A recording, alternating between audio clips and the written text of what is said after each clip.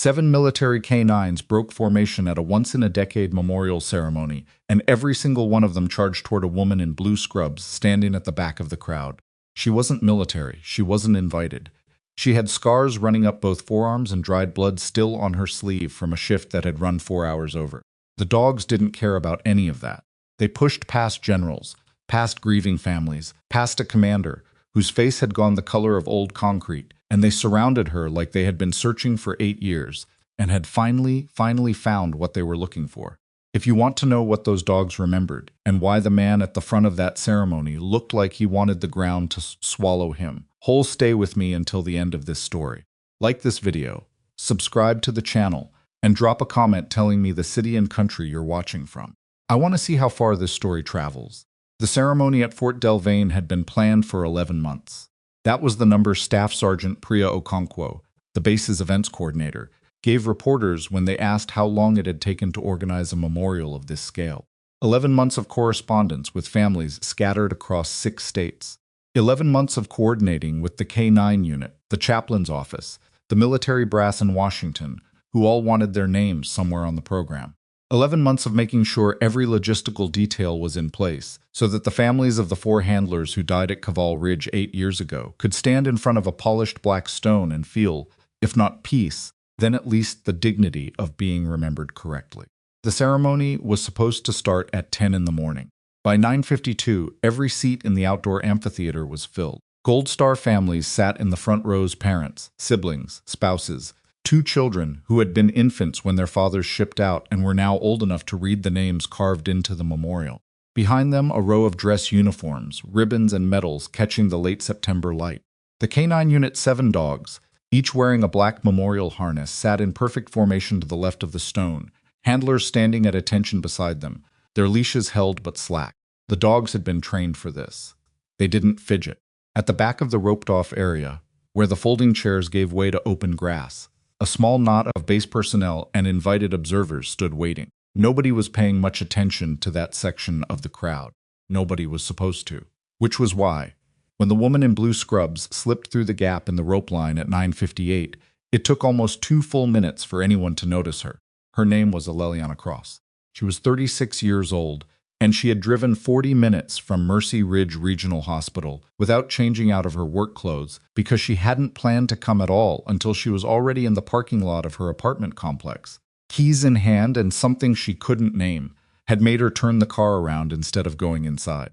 She had worked a 12-hour shift that had stretched to 16. There was a smear of dried betadine on her left sleeve that she'd noticed somewhere around exit 41 on the highway and had decided she didn't have the energy to care about.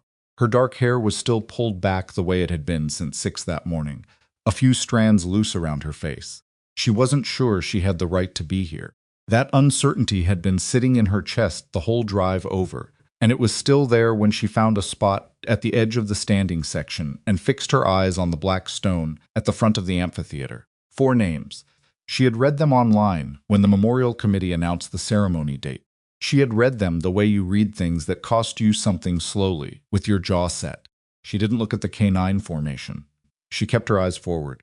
The ceremony opened with a bugle call, clean and carrying in the cool morning air, and then a brigadier general named Wayland Pruitt stepped to the podium and began speaking about sacrifice and service and the particular kind of courage that sends people toward danger while everyone else is moving away from it. He spoke well. He had notes but barely used them.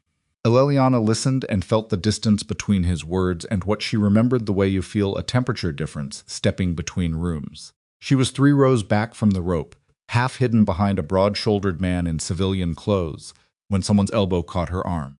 She looked up. The man standing next to her was in his 50s, high and tight haircut gone gray at the temples, civilian clothes, but standing the way military people stand, even when they're not in uniform. He wasn't looking at her yet. He was looking at the podium, but his jaw had tightened in a way that suggested he'd clocked her the moment she arrived, and had spent the intervening minutes deciding what to do about it. This section is for invited personnel and family affiliates, he said. He said it quietly, not making a scene, which somehow made it worse. Are you on the guest list? No, Aleliana said. Then I'd ask you to step back behind the rope line. She looked at him. I'm standing here quietly. I'm not disrupting anything. That's not really the point. He finally turned to look at her fully, and his expression didn't change much, but something moved behind his eyes, a flicker of something she couldn't quite read. The families asked for a private ceremony. We're respecting that. I understand. Good. He turned back to face forward. There's a public viewing area on the east side of the grounds. Liliana didn't move. Not defiantly, she just didn't move. The way a person doesn't move when they've decided that wherever they're standing is where they need to be. The man glanced at her again, once, and then straightened his spine and went back to watching the ceremony. His name was Commander Desmond Ralcott. She didn't know that yet. The general finished his opening remarks and yielded the podium to the K9 chief, a stocky man in his early 40s named Jonah Train. Jonah had been the unit chief for 3 years, which meant he'd inherited the history of Kaval Ridge rather than lived it. But he spoke about the handlers with a specificity that came from having read every report and interview a dozen times. He named each dog, not just the handlers, but the dogs, each one by name and working role, and when he got to the last name on the list, a Belgian Malinois named Bishop, his voice dropped half a register. Bishop was still alive. He was one of the 7 in the formation, to the left of the stone. Jonah didn't linger on that. He moved through the remarks with the economy of someone who understood that the families in the front row were not here for oratory.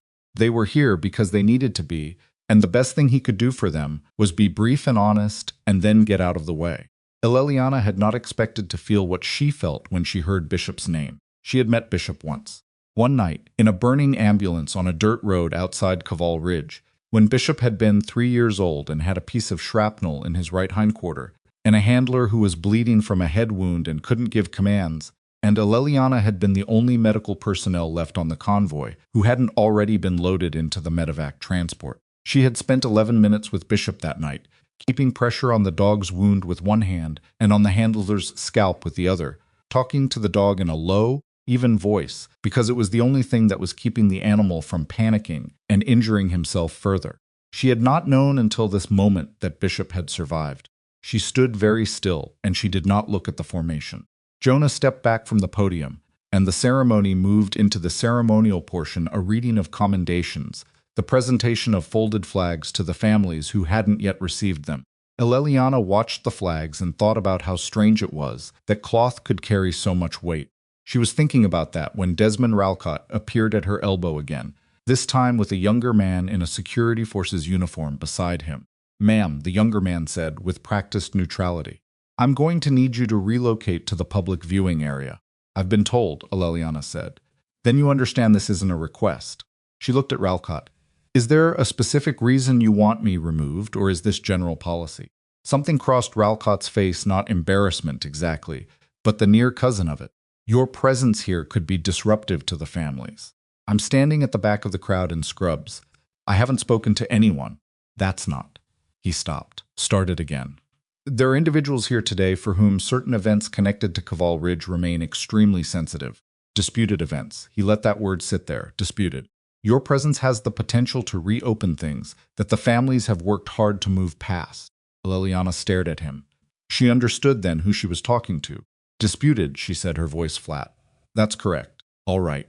She turned to the security forces officer. "I'll go." She said it without any performance, no visible anger. No trembling lip, just a factual statement of intent. She turned and began walking toward the rope line, and the security forces officer fell into step beside her, a half pace back, professional but present, making sure she followed through. She had gone maybe 30 feet when the transmission started playing. Someone at the audio board had cued it Caleb Moran's final radio transmission from Kaval Ridge, recorded 8 years ago, pulled from the official record, and approved by Caleb's mother for playback at the ceremony. It came through the amphitheater speakers with the particular texture of military radio audio. The compression, the slight static, the human voice pushed through equipment that wasn't designed for sentiment. "Hold the line. I'm coming back. Tell them to hold the line." Liliana stopped walking. The security forces officer beside her slowed, stopped. He was young enough that Kaval Ridge was history to him, something he'd read about, not something he'd been anywhere near, but even he could hear something in the transmission that made him go quiet. "Tell them to hold the line." Liliana's hand had gone to her left forearm without her realizing it. The scar tissue there was old enough that it didn't hurt anymore. Hadn't hurt in years, but the reflex was still there, the phantom memory of what it felt like when the sensation was new. She was back inside the ambulance. Not in a dreaming way, not a hallucination, just that thing that happens sometimes when a sound or a smell pulls the body back to a specific moment more completely than memory alone can manage. She was inside the ambulance on the dirt road outside Kaval Ridge, and the smoke was so thick she could only see 2 feet in any direction. And there were 4 people in there with her who needed her to keep her hands steady. And outside she could hear the convoy vehicles pulling back, the sound of engines receding, and she had looked at the radio and made the calculation that a person makes when all the options are bad and made herself stay. The transmission ended. The amphitheater was completely silent for a moment, that particular silence that happens after something has moved through a crowd, and everyone is still feeling the aftershock of it. And then Bishop moved. He didn't lunge. He didn't bark. He simply stood up from his sitting position, turned his head with the precision of an animal that has identified something specific in a field of distractions, and began walking. His handler grabbed the leash and said something sharp and low, a command, the kind that Bishop would have sat down for under any other circumstance. Bishop kept walking. His handler held the leash taut, arm extended, and for a moment it looked like it might hold. Then the dog pressed forward with the full weight of his body, and the leash pulled out of the handler's hand. Eleliana was still standing 30 feet from the rope line when Bishop reached her. He didn't leap at her. He pressed the side of his body against her left leg, the way dogs do when they want contact, and then he sat down, and he didn't move. He pressed against her calf as if he intended to stay there permanently, and he tipped his head back and looked at her with that particular intensity that working dogs have, that quality of absolute attention that humans spend years training for and still rarely manage. Eleliana looked down at him. She said nothing. Behind her, from the formation, she heard the sound of 6 more dogs moving simultaneously, a sound like furniture shifting, harnesses rattling, handlers' voices rising in alarm. She didn't look. She just kept looking at Bishop, and Bishop kept looking at her, and she felt something in her chest that she hadn't felt in a long time and didn't have a clean word for. When she finally looked up, 6 more dogs had formed a loose ring around her. Every one of them was sitting. Every one of them was still. Their handlers were standing in various stages of disbelief. One of them had both hands extended as if she'd dropped something and hadn't moved since. Jonah Train had come off the stage and was standing 15 feet away, and he was staring at Eleliana with the expression of a man who had worked with animals long enough to know that what he was seeing meant something, but who had not yet worked out what. "What did you do?" he said. His voice wasn't accusatory. It was genuinely baffled, a professional's honest confusion. The kind that happens when something contradicts not just expectation, but training. Eleliana looked at him. "I didn't do anything. They don't do this. These animals are trained, I know. They don't break formation for anyone who isn't on their specific handler list. This doesn't." He stopped, looked at the dogs, at the dogs again. "Who are you?" Before she could answer, a woman was pushing through the crowd from the front rows. She was in her 60s. Small and thin in the way that grief sometimes makes people small and thin, with white hair cut short and hands that were moving constantly as she walked, smoothing her jacket, pressing together, smoothing again. She moved with the particular purpose of someone who has had enough of sitting still and watching events unfold without her. Her name was Mara Moran. She stopped 3 feet from Eleliana, and she looked at her for a long moment with eyes that were red-rimmed but clear. "You're her," Mara said. It wasn't a question. Eleliana said nothing. "Caleb wrote your name," Mara said. Her voice was steady with effort. "In his last letter. He wrote your name specifically," he said. She stopped, pressed her lips together. "He said there was a woman who stayed." The crowd had shifted. The security forces officer had stopped. Ralcott was standing at the rope line, and he hadn't moved, and his face had gone the kind of blank that people's faces go when they've lost control of a situation and haven't yet decided what to do about it. Bishop pressed harder against Eleliana's leg. Jonah Train was not a man who panicked easily. 15 years working K9 operations had given him a particular relationship with unpredictability. You learn to stay steady in front of the animals, because they read human nervousness faster than humans did. He stood there in the September light, with 7 dogs sitting in a loose ring around a woman in blue scrubs, and he did what he always did in situations that exceeded his immediate understanding. He watched carefully, and he didn't pretend to know more than he did. He watched Eleliana cross. She was not playing to the crowd. That was the first thing he noticed. Some people, when they find themselves at the center of an unexpected moment, and this was about as unexpected as moments got, they orient toward the audience, conscious of being seen. Eleliana hadn't moved. She was looking at Bishop, with an expression that Jonah could only describe as careful, the way you look at something you're not sure you're allowed to feel yet. "Ma'am," he said, and he moved a step closer so he didn't have to raise his voice. "I need to understand what's happening here. Can you tell me who you are?" "Ileliana Cross. I'm a trauma nurse at Mercy Ridge Regional." "And your connection to this unit? To Kaval Ridge?" She looked at him then, and he saw the calculation moving behind her eyes, how much to say, in what order, to whom. He'd seen that look before, but usually on people who were about to lie. On her, it read differently. It read like someone deciding whether the truth was going to be worth the cost. "I was the medical officer attached to the Kaval Ridge convoy," she said. The sentence landed in Jonah's brain, and he turned it over once carefully before he responded. "You were attached to the convoy. Trauma specialist. Embedded medical. I was the last she stopped. I was one of 4 people left in the ambulance when the convoy withdrew. The report said the evacuation was complete before." "I know what the report said." She said it without venom. She said it the way people say things they've said before, in their own heads, many times, until the edge is worn off and what's left is just the fact. Jonah looked at Ralcott. Ralcott was still standing at the rope line. His hands were at his sides. His face was the face of a man choosing between several options and disliking all of them. Jonah looked back at Ileliana. "Why didn't you?" He stopped himself before he finished the sentence, because he realized he didn't know enough to ask the question he was trying to ask. From behind Mara Moran, a man in dress uniform was moving toward the rope line. Late 40s, full colonel's insignia, the particular bearing of someone who was accustomed to arriving at situations and having them reorganize around him. He put his hand on Ralcott's shoulder, said something low and quick, and Ralcott's shoulders shifted fractionally, the micro-movement of a subordinate receiving instruction. The colonel was named Hadley Voss. Jonah knew him by reputation. Kaval Ridge had been his operational area 8 years ago. He'd been a major then. The incident report was filed under his authority. Voss looked at the ring of dogs, and at the woman standing in the center of them. And he had the expression of a man who has spent 8 years constructing something very carefully and is watching it develop a crack. "Sergeant Train," he said, not to Ileliana. "To Jonah, let's get the animals back to their handlers and continue the ceremony." Jonah didn't move, sir. "With respect, these animals broke formation of their own initiative in response to this individual. I think we need to." "The ceremony will continue," Voss said. "That's not a suggestion." Jonah stood there for 2 seconds. 3. It was Mara Moran who moved first. She stepped around Jonah and stopped directly in front of Colonel Voss, and she was half his size and none of his rank. And she looked at him the way bereaved mothers sometimes look at men in authority, with the particular fearlessness that comes from having already lost the thing you were most afraid of losing. "My son wrote this woman's name in his last letter," Mara said. "He wrote it specifically, and he wrote why. I would like to hear from her before anyone decides what continues." Voss opened his mouth. Mara said, "I am Caleb Moran's mother, and this is a memorial for my son, and I am asking you to let this woman speak." The silence that followed had a texture to it. The families in the front rows had turned. The press pool at the perimeter had cameras up. Ralcott was studying a point somewhere above everyone's head. Voss said nothing. Jonah turned to Ileliana. "Will you stay?" She looked at the 7 dogs. At Mara. At the black stone with 4 names carved into it. "Yes," she said. What followed was not orderly.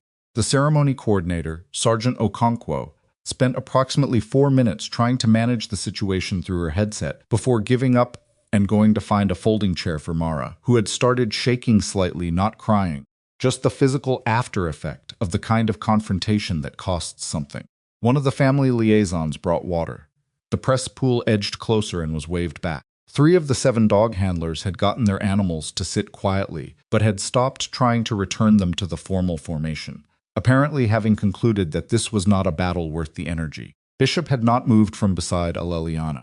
Jonah pulled a folding chair from the nearest stack and set it facing the small open space that had formed not a stage, not a formal arrangement, just the natural clearing that happens when a crowd organizes itself around a center of gravity. He didn't tell Ileliana to sit in it. He just placed it there, and after a moment she sat, and Bishop immediately shifted to press against her ankle. "Start wherever makes sense," Jonah said quietly. She looked at her hands. They were still the hands she'd come in with trauma nurses' hands, steady by training, slightly rough from a 16-hour shift and surgical soap applied too many times. She turned them palm up once, then flat on her knees. "I was attached to the 2nd convoy out of Camp Ravel," she said. "Trauma specialist, 6 months into my 2nd rotation. We were moving 3 vehicles on a resupply and transport run through the Kaval Ridge corridor on October 17th. There was an ambush at the 3rd waypoint. She said it the way people describe things they have described before, in testimony, in debriefs, in depositions, in the middle of the night to no one. In the order events actually happened rather than the order that makes the best story. 2 of our vehicles were able to continue moving. The ambulance took a hit that compromised the drive system. We stopped on the road. She paused, not for effect, just to be accurate. We had 4 wounded personnel inside and 2 K9 teams whose handlers had both been incapacitated. The convoy commander requested authorization for extended evacuation time. The request was denied. Jonah watched Ralcott when she said that. Ralcott didn't move. The medevac helicopter had a different pickup point. The convoy was ordered to withdraw. I was told the helicopter would swing to our position once the primary pickup was complete. She stopped. It didn't. Why didn't you get on the convoy vehicle? Jonah asked. Because I had 4 wounded people who couldn't move on their own, 2 dogs that were injured and unhandled, and I was the only trained medical personnel left at that position. She said it without drama. So I stayed. Mara made a sound, not quite a word, something smaller, and pressed her hand over her mouth. I had the radio, Leliana continued. I sent 7 emergency requests over 42 minutes. I have the times. I still have the times. She tapped her temple lightly. I have a lot of things still. And the helicopter, Jonah said. It arrived at 53 minutes after the convoy withdrawal. By then I had kept all 4 personnel alive and both dogs stabilized. She looked up. I want to be clear about that. Everyone at that position survived. The helicopter crew, I remember one of them. She was maybe 22 years old. She looked at what I had managed with the supplies in that ambulance, and she said, Leliana stopped. She said something I'm not going to repeat because it sounds like the kind of thing people put on motivational posters. And it wasn't like that. It was just what she said. Jonah almost smiled. He didn't, because the situation didn't call for it, but the corner of his mouth moved. When I came back, Leliana said I filed a 42-page testimony. I documented every radio transmission, every time request, every medical decision I made in that ambulance. I filed it through the proper channels. She paused. And then I never heard about it again. The clarity of the statement was almost shocking after everything that had built toward it. No accusation. No trembling outrage, just a fact, delivered flat, like a document being placed on a table. Voss's jaw had tightened. Mara was looking at Leliana with the particular expression of a woman who has lived for 8 years with a partial story and has just been handed the missing pieces in a sequence she was not entirely prepared for. Caleb's letter, she said. Her voice was steady. He wrote about that night. He said. She opened her bag and took out an envelope, worn at the fold lines, and Jonah realized she'd had it with her this entire time, had come to this ceremony carrying it. He said there was a woman who stayed when the convoy left. He didn't know your name then. He wrote the nurse. But he said she kept talking to Bishop the whole time, and that he could hear her voice through the smoke, and it was the thing he fixed on when everything else was. Mara stopped, started again. He said it was the thing that kept him on the right side of panic. Leliana was looking at the envelope. She said nothing. His last letter, Mara said. He wrote your name in his last letter. He said he'd asked around and found out who you were. He wrote that he wanted to find you when he got home and say it properly. Her voice didn't break. It got quieter. He didn't get home. Behind Mara, Colonel Voss turned and walked toward the parking area at a measured pace, not running, but moving with the deliberate efficiency of someone who has decided that staying in a situation serves no purpose. Jonah watched him go. Then he looked at Ralcott, who was still standing at the rope line, still studying a point above everyone's heads, and who had the expression of a man who has spent a long time building a wall and has just watched someone pull the wrong brick. The 7 dogs sat in their loose ring around Leliana Cross, and none of their handlers tried to move them. Bishop pressed against her ankle, steady as a weight, and didn't move at all. Mara held out the letter. Leliana looked at it for a long moment, the worn envelope, the fold lines, the particular weight of something that had traveled a long distance to reach its destination.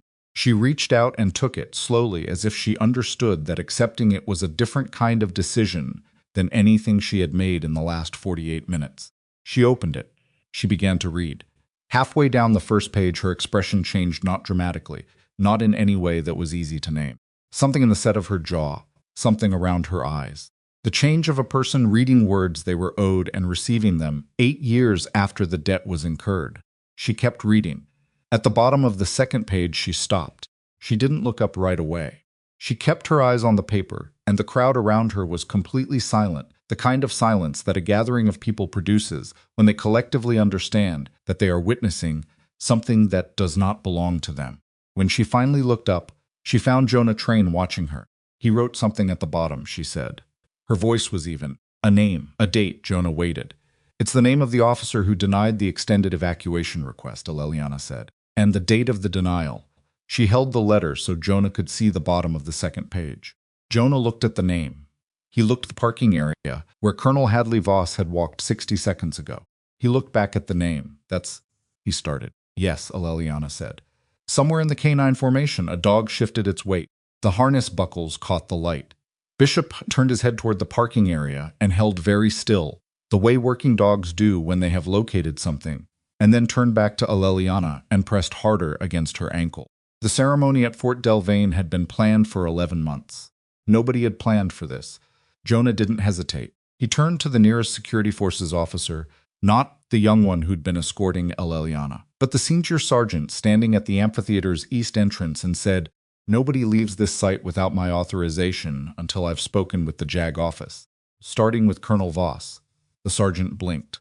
"Sir, I'd need that to come from. Then get me whoever it needs to come from in the next 90 seconds, because that man is walking toward the parking area right now, and I need him to stop walking." The sergeant got on his radio. Jonah turned back to Aleliana. She was still holding the letter, both pages open, and she was watching him with the expression of someone who has said the thing they were not supposed to say and is now waiting to see what the world does with it. Her hands were steady. He'd noticed that, about her, the hands of someone trained to keep them steady, regardless of what was happening in the rest of her body. "That name on the letter," he said, keeping his voice low. "Caleb wrote it himself? His handwriting?" "His handwriting," Mara said from behind him. She'd moved closer without Jonah noticing. "I've been reading his handwriting since he was 7 years old. That's Caleb's. And the date?" "October 17th, Aleliana said. "The date of the Kaval Ridge convoy." Jonah looked at the paper again. The name sat at the bottom of the second page in the cramped, forward-leaning script of someone writing quickly, as if the thought had arrived urgently and had to be captured before it moved on. Below the name, a single line he knew. He had the time and he chose the convoy. "When did Caleb write this letter?" Jonah asked Mara. "He sent it 4 days before." She stopped. 4 days before the final operation. The one he didn't come back from. She folded her hands in front of her, a gesture that looked like something she'd learned to do, to keep herself together. He said in the letter he was writing things down, in case he was practical about those things. He always said you had to be practical. Jonah nodded slowly. He was working through it the way he worked through K9 incident reports, not rushing to conclusions, mapping the sequence, identifying what was evidence and what was interpretation. Desmond Ralcott had not moved from the rope line. Jonah looked at him, and Ralcott looked back, and neither of them said anything for a moment. "You knew her," Jonah said. "Not a question." Ralcott's expression didn't change. "I was aware of her testimony. Her 42-page testimony." "Yes. That was filed through proper channels 8 years ago." "That's correct. And where is it now?" Ralcott said nothing. Jonah let the silence sit there long enough to be its own kind of answer, and then he turned away from Ralcott and crouched down to Bishop's level. The dog was still pressed against Aleliana's ankle, utterly still in the way that working dogs go still when they've decided something is their job. Jonah looked at the memorial harness black nylon, the unit patch on the left side, Bishop's service number on the right.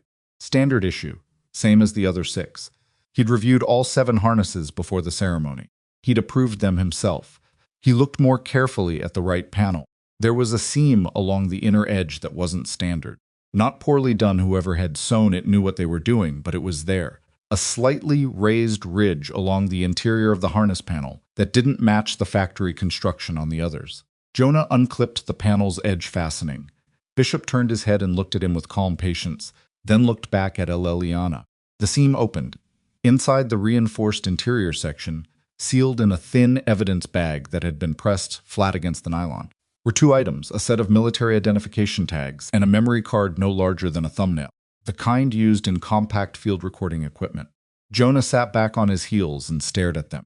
The identification tags belonged to Caleb Moran. Jonah knew it before he read them, the size, the chain, the particular wear pattern on the metal, but he read them anyway twice, because this was not the kind of thing you processed once and moved forward. Caleb's name, his service number, his blood type, his unit designation. Real tags, not a copy, not a memorial reproduction. The tags themselves, he held them up for Mara to see. She put her hand over her mouth again, the same gesture as before, but this time she sat down in the folding chair that someone had brought for her, and stayed there. Where did these come from? Jonah asked the space around him, not directing the question anywhere specific, because he wasn't sure yet who had the answer. Aleliana was looking at the tags in his hand. Her expression had shifted into something careful and private. The night of the convoy withdrawal, the last thing Caleb did before the medevac helicopter arrived. He'd been drifting in and out. The head wound was significant. He was lucid for maybe 4 minutes. He took his tags off. She paused. He said, "Keep them with Bishop." He said Bishop would know what to do with them. The statement was strange enough that under any other circumstance Jonah would have filed it as the words of a badly wounded man not thinking clearly. But Bishop was sitting beside Aleliana, and Caleb's tags had just come out of Bishop's harness, and Jonah was no longer operating under any other circumstance. "And the memory card," he said. "I don't know," Aleliana said, and he believed her because her attention had gone to the card, the same way his had that focus of someone encountering something unexpected. Jonah turned to the nearest handler specialist, Reyes, who ran comms for the unit. "Do you have a card reader on you?" Reyes was already checking her field vest. "I've got an adapter. Give me 2 minutes." Those 2 minutes were not quiet. Ralcott had moved from the rope line to a position closer to the parking area, his phone to his ear. Jonah clocked it and decided he had about 10 minutes before someone with more rank than Colonel Voss arrived, and the situation became significantly more complicated. Brigadier General Pruitt was still on site. Jonah could see him 20 yards away, in conference with 2 of his aides, and Pruitt had the look of a man who had been blindsided and was deciding how to get in front of it. Sergeant Conconquo appeared at Jonah's shoulder. She had her clipboard, because Prio Conquo always had her clipboard, but she was holding it at her side instead of consulting it, which meant she was off script and knew it. "The press pool has this on camera," she said quietly. "Most of it. The dogs breaking formation, the letter, the tags. That's already out." "How out?" "One of the photographers has 17,000 followers, and she live-streamed from the perimeter." Okonkwo said it with the flat precision of someone delivering a field report. "So extremely out." Jonah closed his eyes for approximately 1 second. Then he opened them, because closing them for longer than that wasn't useful. Reyes came back with the card reader, a small field adapter that connected to her tablet. She held it out to Jonah, and Jonah looked at it, and then he looked at Aleliana. "This is your call," he said. She looked at the card reader, at the memory card in his hand. She'd been on the wrong end of evidence, disappearing once before. He could see her thinking about that, not slowly, just thoroughly, the way people think when the stakes are high enough that being thorough matters more than being fast. "Who sees it first?" she said. "Everyone who's standing here right now, including." She tilted her head fractionally toward where Ralcott was standing with his phone. "Ralcott doesn't touch the equipment," Jonah said. She nodded once. Then yes, Reyes inserted the card. The files loaded in under 10 seconds, a small folder, 4 audio files, labeled by date and timestamp, in the format used by military field recording equipment. All 4 were dated October 17th, 8 years ago. The timestamps ran from 1800 hours to 1942. The first file was ambient background noise, vehicle sounds, radio chatter, the ordinary texture of a convoy in transit. The second file began with static and resolved into a voice that Jonah didn't recognize, a duty officer running position checks, routine, nothing remarkable. The third file was 47 seconds long. Jonah pressed play with his thumb, and in the thin September air of the Fort Delvane amphitheater, surrounded by 7 military working dogs, and the families of 4 dead handlers and a trauma nurse in blue scripts, and the remains of a ceremony that had stopped being what it was planned to be. Approximately 40 minutes ago, they heard it. A radio transmission, clear enough that the compression artifacts were minor. A voice identifying a position and a call sign, requesting authorization for extended evacuation time. 6 minutes, the transmission said specifically. 6 additional minutes to complete patient loading at the ambulance position. Then a second voice, clipped, certain, carrying the texture of a man who has already decided and is simply broadcasting the decision. Denied. Convoy will withdraw on current timeline. Confirm withdrawal. Sir, I have wounded personnel who are not yet. I said confirm withdrawal. A pause. Confirmed. The recording ended. Nobody spoke for what felt like a long time but was probably 8 seconds. Jonah looked at the date and timestamp on the file. He looked at Aleliana. She was looking at the tablet screen, and her jaw was set, and she had the expression of a person hearing a thing confirmed that they had known for 8 years and had never been able to prove. That second voice, Jonah said. He kept his voice level. Do you recognize it? Yes, she said. He did too. He'd heard it in briefings. He'd heard it 20 minutes ago in this amphitheater, delivering remarks from the podium about sacrifice and service and the particular kind of courage that sends people toward danger while everyone else is moving away from it. The fourth audio file was 3 minutes and 12 seconds long. Jonah pressed play. This one was different, not a command transmission, but what sounded like a private communication, a different channel, the audio quality slightly worse. 2 voices, one of them the same as the second voice in the third file, the other one Jonah didn't immediately place. The conversation was partially obscured by static, but the fragments that came through clearly were enough. The medical officer's position reports have to be static. Can't have conflicting accounts in the after action. It creates static. Testimony goes through my office first, and then will static. I know what I authorized. I need that timeline consistent.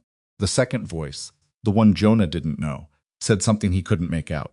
The first voice, the one he recognized, said, "Handle it." That's what I'm telling you. The recording ended. Jonah lowered the tablet. Behind him, he heard Ralcott end his phone call. In the front rows, one of the Gold Star families had moved closer, a man in his late 50s, who Jonah recognized as the father of one of the other handlers who died at Kaval Ridge. He had his arm around a younger woman, probably his daughter, and he was listening with the specific stillness of someone who has just heard something that explains an absence they've been living with for 8 years. General Pruitt was walking toward them. He moved at a pace that was not quite urgent, but was faster than the pace of a man with no particular destination, and his aides had peeled away, which meant he'd told them to stay back, which meant whatever was about to happen, he'd decided to handle himself. Jonah straightened and waited. Pruitt stopped in front of him. He looked at the tablet, at the identification tags in Jonah's other hand, at Leliana sitting in the folding chair with Bishop at her feet, at the broader situation, with the eyes of a man who had been in complicated situations before, and who was processing the specific complications of this one. "Sergeant Train," he said. "Sir, tell me what I'm looking at," Jonah told him. He laid it out in sequence: the letter, the name, the harness, the tags, the memory card, the 4 audio files. He kept it factual, and he didn't editorialize, and he didn't look at Ralcott while he was talking, though he was aware of Ralcott in his peripheral vision the whole time. Pruitt listened without interrupting. He was good at that, one of the things Jonah had always respected about him, that he could receive information without reflexively reacting to it. When Jonah finished, Pruitt was quiet for a moment. "Where is Colonel Voss?" he said. "He walked toward the parking area approximately 18 minutes ago, sir. I have security forces at the exits." Pruitt looked at him. "On whose authority?" "Mine, sir. I was going to call you in about 30 seconds. Something moved in Pruitt's expression. It wasn't quite approval, but it was in the neighborhood. "All right." He turned to look at Ralcott, who was standing 12 feet away, and had the expression of a man trying very hard to look like he was somewhere else. "Desmond." Ralcott met his gaze. "Sir, you're going to want to stop making phone calls," Pruitt said. "That's friendly advice." Ralcott's hand, which had moved toward his pocket, stopped. It took 40 minutes to locate Voss. He hadn't left the base. The security forces at the exits had confirmed no departure, but he hadn't gone to his office either, or to the command building, or to any of the 4 places a person of his rank would ordinarily go when they were done at an event. He was found in the K9 training facility on the south end of the base, in a supply room off the main corridor, not doing anything in particular, which in Jonah's experience was what people did when they'd decided to stop moving, but hadn't yet decided what to do next. Jonah wasn't part of the team that went to find him. He stayed with Leliana and Mara at the amphitheater, because those were the people who needed someone to stay with them, and because Pruitt had taken over the operational question, and Jonah understood what his job was and what it wasn't. The families had not gone home. That surprised him, and then it didn't, because he thought about it for a moment and understood they had come here to have something completed, and nothing was completed, and leaving now would feel like walking out of a room before the conversation was over. They had arranged themselves in loose clusters, on and around the folding chairs, some of them talking quietly, some of them not talking at all. The Gold Star father, whose name Jonah now knew, was Darnell Whitmore, was sitting with Mara, the two of them not really talking, but occupying the same space in the specific way of people who've been brought together by the same kind of loss. Leliana had moved to the edge of the amphitheater, where the stone wall met the grass, and she was sitting on the wall with a paper cup of coffee that someone had brought her from the reception table. She was looking at nothing in particular, the middle distance. The way you look when you're not seeing what's in front of you, because you're working through something internal. Bishop was lying at her feet. Jonah sat down on the wall beside her, not too close, leaving space. He had his own cup of coffee, terrible coffee from the same urn, and he turned it in his hands twice before he said anything. 8 years, he said. She looked at the grass. 8 years. You never went public with the testimony, with what you knew. I filed it properly. She said it without defensiveness, just as a fact. I did what you're supposed to do, I thought. She stopped. I thought the system would handle it, and when it didn't, she took a drink of the coffee and made a face that suggested it was as bad as it looked. I went back to nursing. What else was I going to do? There was something in her voice when she said it that wasn't quite bitterness and wasn't quite resignation, something more specific than either of those. The tone of someone who made a practical choice in a situation where all the choices were bad and has lived with it since. I had patience. I had a job. I couldn't spend the rest of my life fighting a wall that wasn't going to move. What made you come today? She was quiet for a moment. I don't know, she said, and he believed her. I was in my parking lot. I'd just finished a 16-hour shift. I had every reason not to come. She looked at Bishop, who was watching her from the ground with his chin on his forepaws. I came anyway. Jonah nodded. He thought about asking something else and decided against it, because she'd said enough and he didn't want to push past what she'd offered. They sat there for a while, in silence that was not particularly uncomfortable. Then Okonkwo appeared from the direction of the command building, moving fast, clipboard tucked under her arm, and her face had the expression it got when she was about to deliver news that was going to require decisions. Sir, she said, they found something in the archive. Jonah set down his coffee. What archive? Fort Delvane restricted document storage. Someone from the JAG office has been going through the Kaval Ridge file since General Pruitt authorized access an hour ago. They found she stopped, looked at Aleliana, then back at Jonah. They found a transfer authorization document, dated 6 days after the incident. It authorizes the removal of a testimony from active evidentiary record to restricted storage with a classification addendum that effectively sealed it from standard access requests. Whose testimony? Jonah asked, though he knew. Cross Aleliana M., Okonkwo said. Trauma specialist. 42 pages. She said it clinically because Okonkwo was good at her job, and her job right now was delivering information. But she was also looking at Aleliana when she said it. And her eyes were saying something that her professional manner wasn't. Jonah looked at Aleliana. Aleliana had put down her coffee cup. Who signed the transfer authorization? She said. Okonkwo glanced at her clipboard, which Jonah understood was not because she needed to check. She'd read it 4 times walking over, but because she needed the half-second. Colonel Hadley Voss, she said. And countersigned by Commander Desmond Ralcott. The sun was still on the amphitheater. The folding chairs were still arranged in their rows. The black stone with its 4 names was still standing exactly where it had been standing when the ceremony started 3 hours ago. Everything was the same, and nothing was. And Jonah watched Aleliana take in the confirmation of something she had suspected for 8 years and had never been able to prove, and he watched her absorb it with the same stillness she'd had since she arrived, not because she wasn't feeling it. He knew she was feeling it, but because she was built the way some people are built, where the feeling goes inward first and only surfaces when there's room for it. Bishop lifted his head from his forepaws and pressed his nose against her hand. She let him. Then Okonkwo's radio crackled, and the voice on the other end said 3 words that changed the temperature of everything. He's talking. Voss. Jonah stood up. What's he saying? He asked. Static. Then he's asking for a formal proceeding. Says he wants his account on record before a pause. Before anyone else's version becomes the official narrative. Jonah looked at Aleliana. She had stood up too. Bishop was on his feet beside her, alert and still, watching Jonah with that quality of attention that working dogs reserve for the moments when something is about to happen. He knows the recording exists, Jonah said. It wasn't a question. He knows, Okonkwo confirmed. Someone told him. Jonah didn't look at where Ralcott had been standing, because Ralcott was no longer there, and looking at the empty space where he'd been wasn't going to help anything. He wants to get his version down first, Aleliana said. Yes. Because if he goes first, the recording becomes a contradiction to his account instead of the other way around.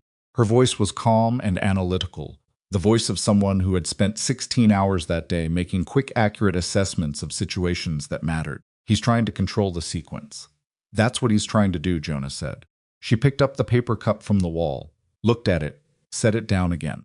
Then you need the recording into evidence before that proceeding opens. Everything from the harness, the tags, the card, the files, all of it into official JAG custody, time-stamped before Voss gives his account. She said it with the efficiency of someone who had spent 8 years thinking about what she would do if she ever got here. Jonah was already reaching for his radio. Jonah got the evidence into JAG custody in 11 minutes. Not because the process was simple, it wasn't, but because he moved through it the way he moved through K9 deployment protocols when time was the variable that mattered most. No wasted motion, no explanations that weren't necessary, no pausing to consider options that weren't viable. He flagged down Captain Celine Durst from the JAG office, who had been on site since the ceremony started as a formality and was now very much not a formality, and he put the memory card, the identification tags, and Reyes's tablet with the audio files already loaded into her hands and said, "I need this in official evidentiary custody, with a timestamp, before Colonel Voss opens his mouth in a formal setting." Durst looked at what he'd handed her.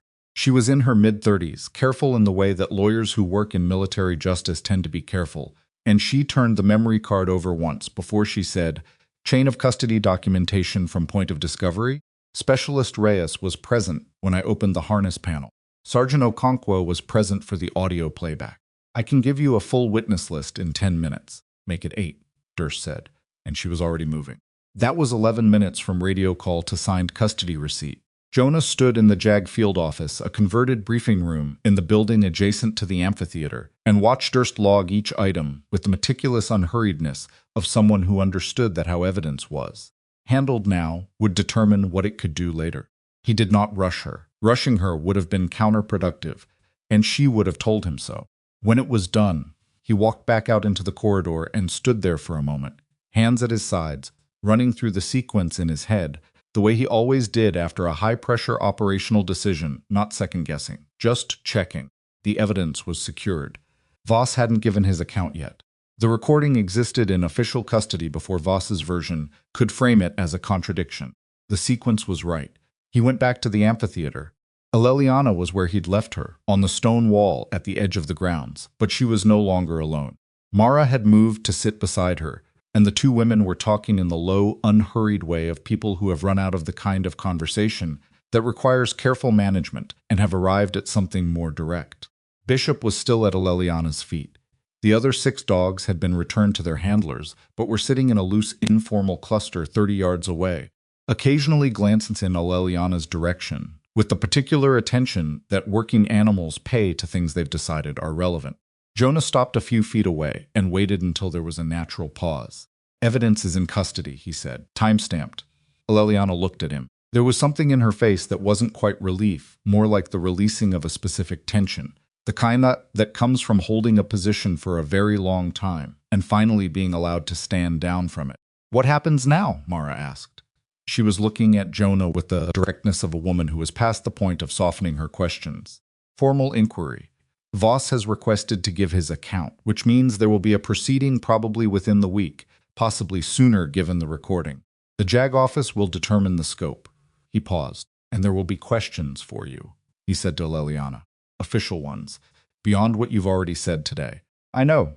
The 42 pages you filed 8 years ago, if JAG-E can recover them from restricted storage, they'll want to corroborate everything. The timeline, the radio transmissions, the medical decisions, all of it." "I remember all of it," she said. He believed her. He'd worked with enough trauma professionals to understand that certain memories don't degrade the way ordinary ones do. The ones formed under extreme physiological stress encode differently, with a precision that normal recollection doesn't produce. She would remember every minute of what happened in that ambulance, with the kind of clarity that she probably wished, sometimes that she didn't have. He was about to say something else when Captain Durst appeared at the amphitheater entrance and made a brief motion with her hand, not urgent, but purposeful. The motion of someone who had developed news and needed to deliver it. Jonah excused himself and walked over. Durst waited until he was close enough that she didn't have to raise her voice. "The restricted archive," she said. "The Kaval Ridge file. What about it?" "The 42-page testimony isn't there." Jonah went still. "Okonkwo said the transfer authorization was there," she said. "The authorization is there. The document ordering the testimony transferred to restricted storage is in the file, but the testimony itself is not." Durst's expression was professionally composed, but her eyes were doing something different. Someone filed the order to move it, but the testimony was never placed in restricted storage. Or if it was subsequently removed. Jonah looked at her. So there's a paper trail showing it was taken out of active records, and no corresponding record of where it went. Yes. He turned that over. That's not a clerical error. No, Durst said.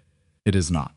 The inquiry room was a standard military conference space-long table, institutional chairs, fluorescent lighting that made everyone look slightly worse than they were. It had been set up in Building 4, the administrative block, within 2 hours of the JAG office opening formal proceedings. Speed in this case was everyone's interest. Voss had asked for a formal proceeding. The recording was in custody, and the longer the gap between those two facts, the more time there was for the situation to develop in ways that nobody could control. Eleliana was not in the inquiry room. Not yet. She was in a smaller room down the corridor, an interview room, 2 chairs and a table and a window that looked out onto the parking area with Captain Durst, going through her account in the methodical sequence that formal legal documentation required. Jonah had suggested she ask for her own counsel before the session began. She had said, "I've been my own counsel for 8 years. I know the story." He'd let it go, because she was an adult who could make her own decisions, but he'd asked Durst to note the offer in the record. He stood in the corridor outside the main inquiry room and watched the door and thought about Bishop's harness. Caleb Moran had put those items in that harness.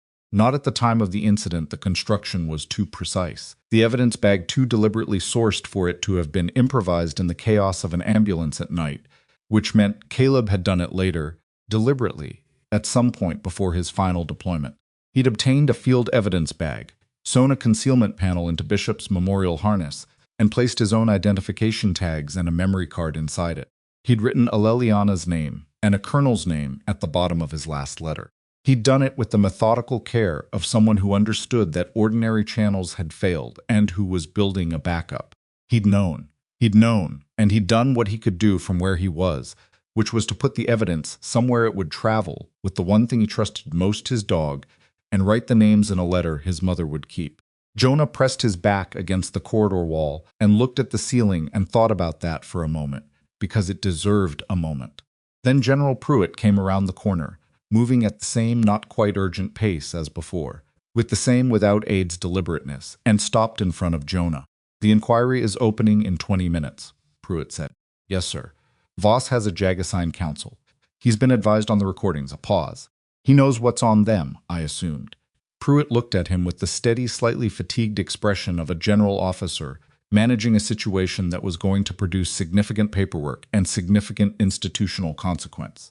"Train, the harness, the panel with the tags and the card." "Sir, how did you know to look there?" Jonah thought about it. "I didn't," he said. "I was looking at the harness because it was the only thing I could think to do while I was standing there that was within my area of knowledge. I saw the seam and I checked it." Pruitt nodded. "Lucky seam." "Yes, sir." "And the testimony, the 42 pages. Missing from restricted storage. Captain Durst is treating it as a separate evidentiary question." Pruitt looked at the corridor wall as if there were something written on it he was trying to read. "Someone took it out of a classified storage system. That's not a junior personnel action. That requires authorization and access that narrows the field considerably." Jonah waited, because Pruitt was working toward something. "There is a possibility," Pruitt said carefully, "that someone removed that testimony not to bury it, but to preserve it from being buried. That the intention was protective rather than suppressive." He paused. "That is a possibility. I understand. I'm not saying that's what happened. I'm saying it's a possibility that the inquiry will need to establish." Jonah nodded. He understood what Pruitt was doing. He was mapping the landscape of what could be argued, which was what generals did when they were getting ready for a proceeding that would produce arguments. It wasn't cynical, it was operational.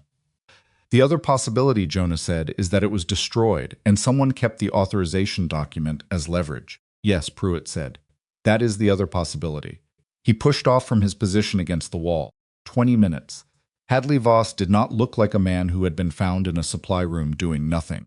He'd changed into a fresh dress uniform someone on his staff had brought it. One of his aides who'd been recalled to the base, and his insignia were correct. And his posture was the posture of a man who had been senior military for 20 years.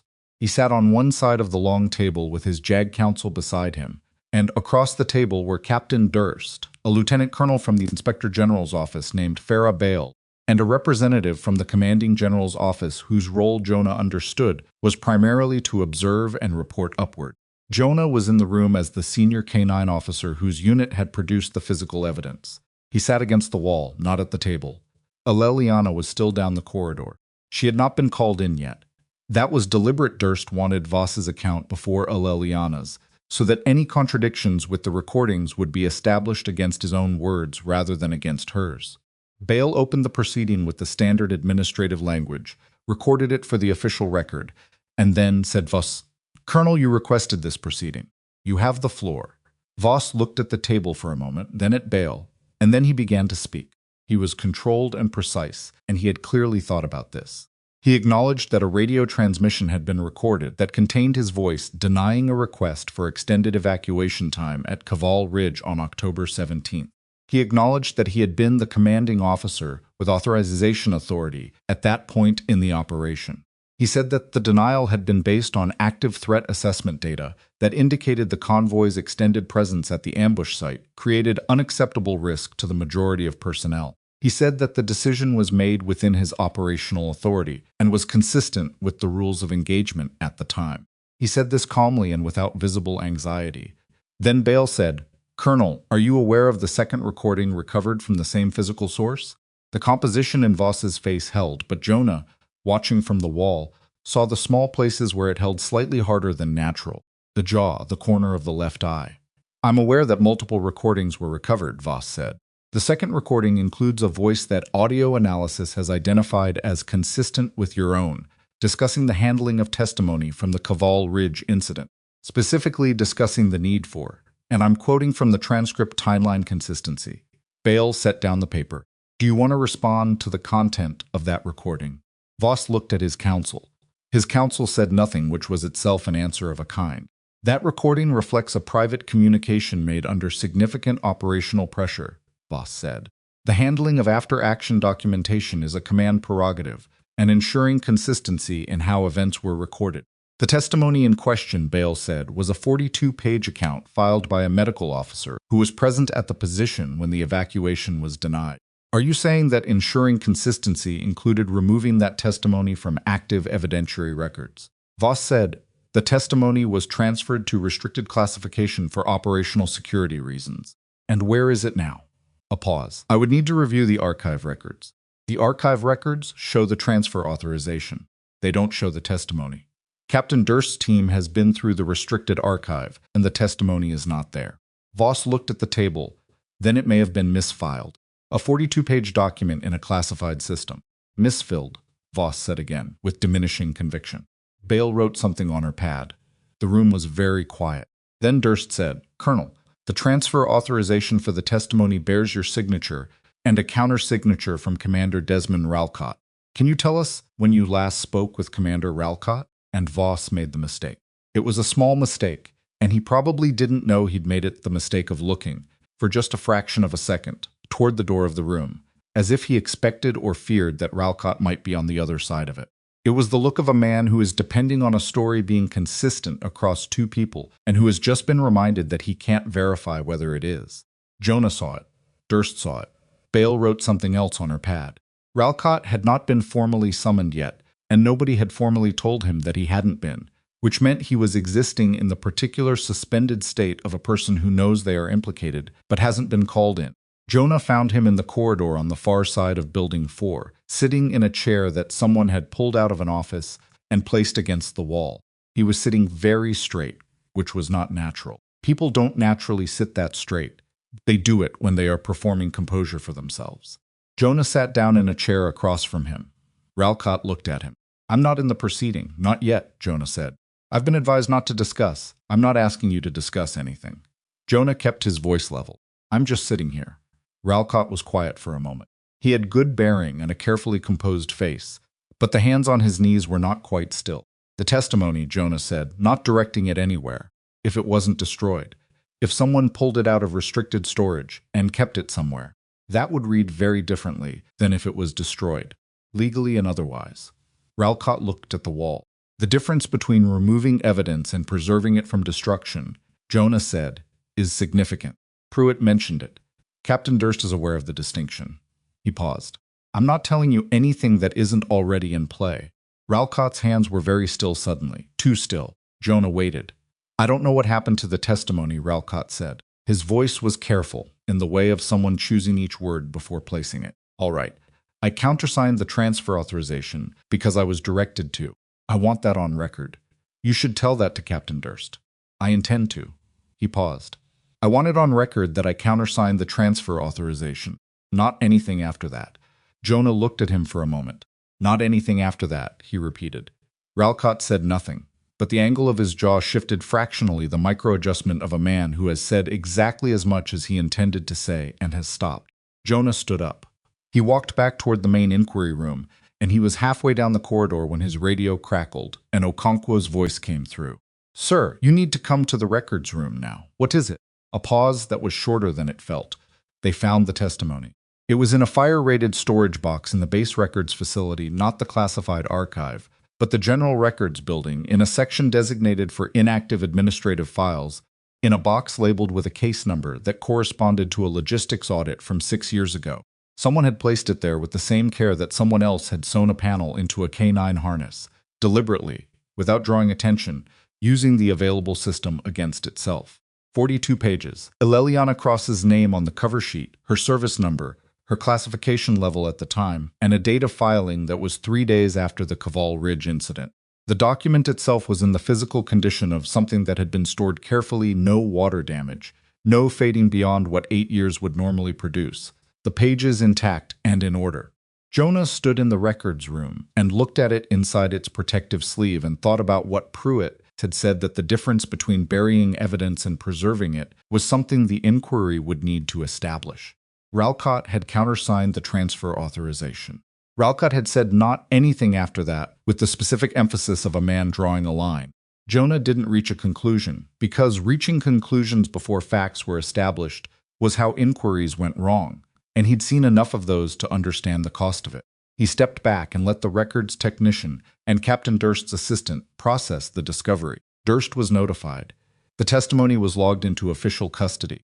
The timestamp was 2 hours and 17 minutes after Voss had begun his account.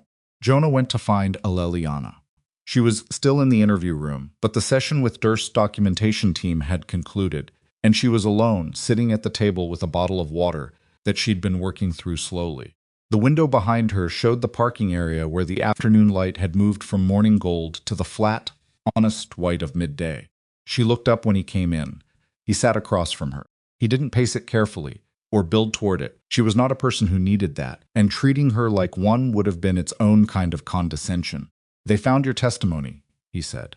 She looked at him. All 42 pages. In general record storage intact. The change in her face was not dramatic.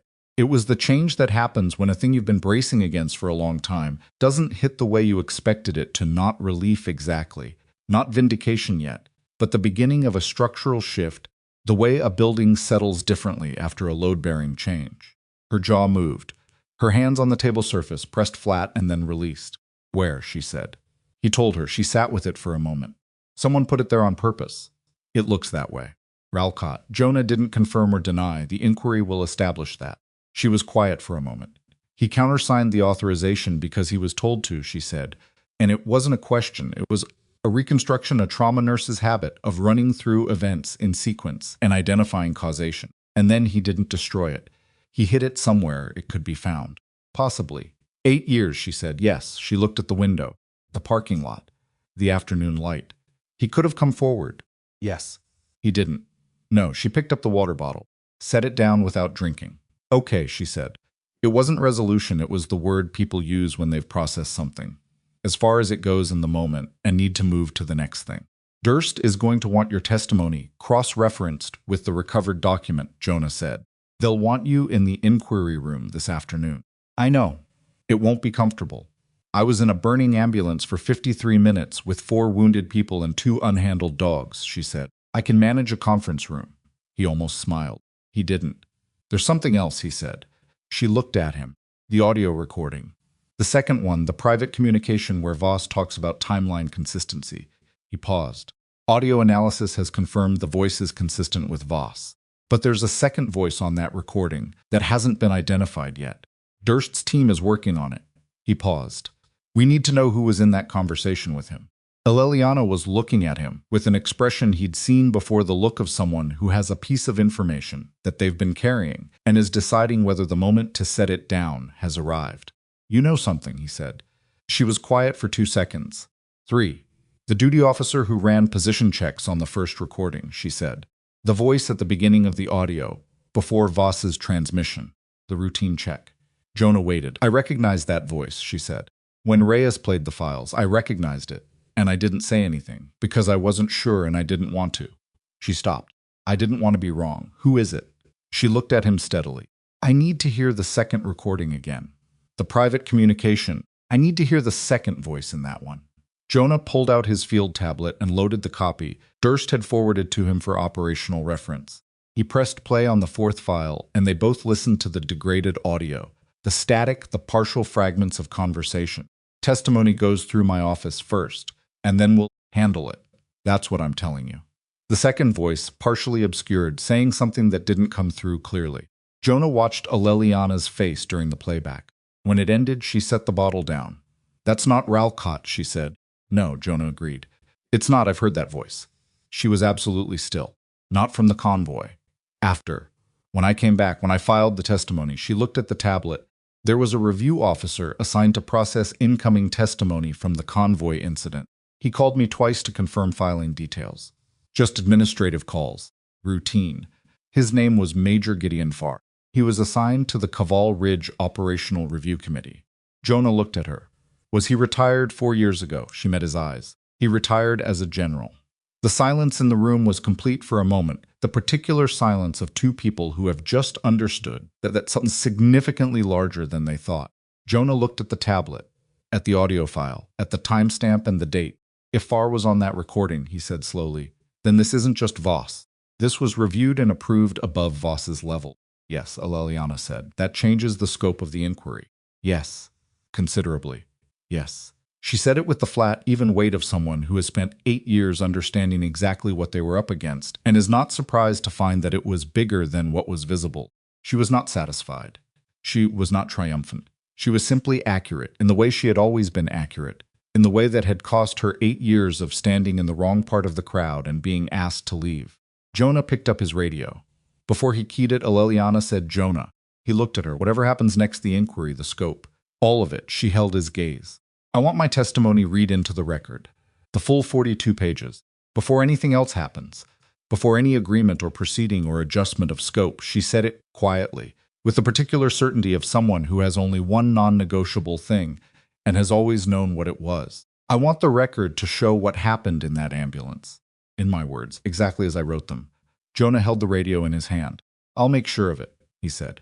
He keyed the radio and asked for Captain Durst. And while he waited for the connection, he looked out the window at the parking lot and thought about a major who had become a general and a recording that had been sitting inside a K9s memorial harness for 8 years and a woman who had filed 42 pages through the proper channels and had been erased so efficiently that she'd spent the better part of a decade wondering if she'd even existed in the right version of events.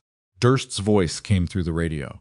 Jonah said, I need you to pull the service record and current contact information for a retired officer. Last known rank, Brigadier General. Name is Gideon Farr. A pause on the other end. How fast? Durst said. As fast as you have, Jonah said.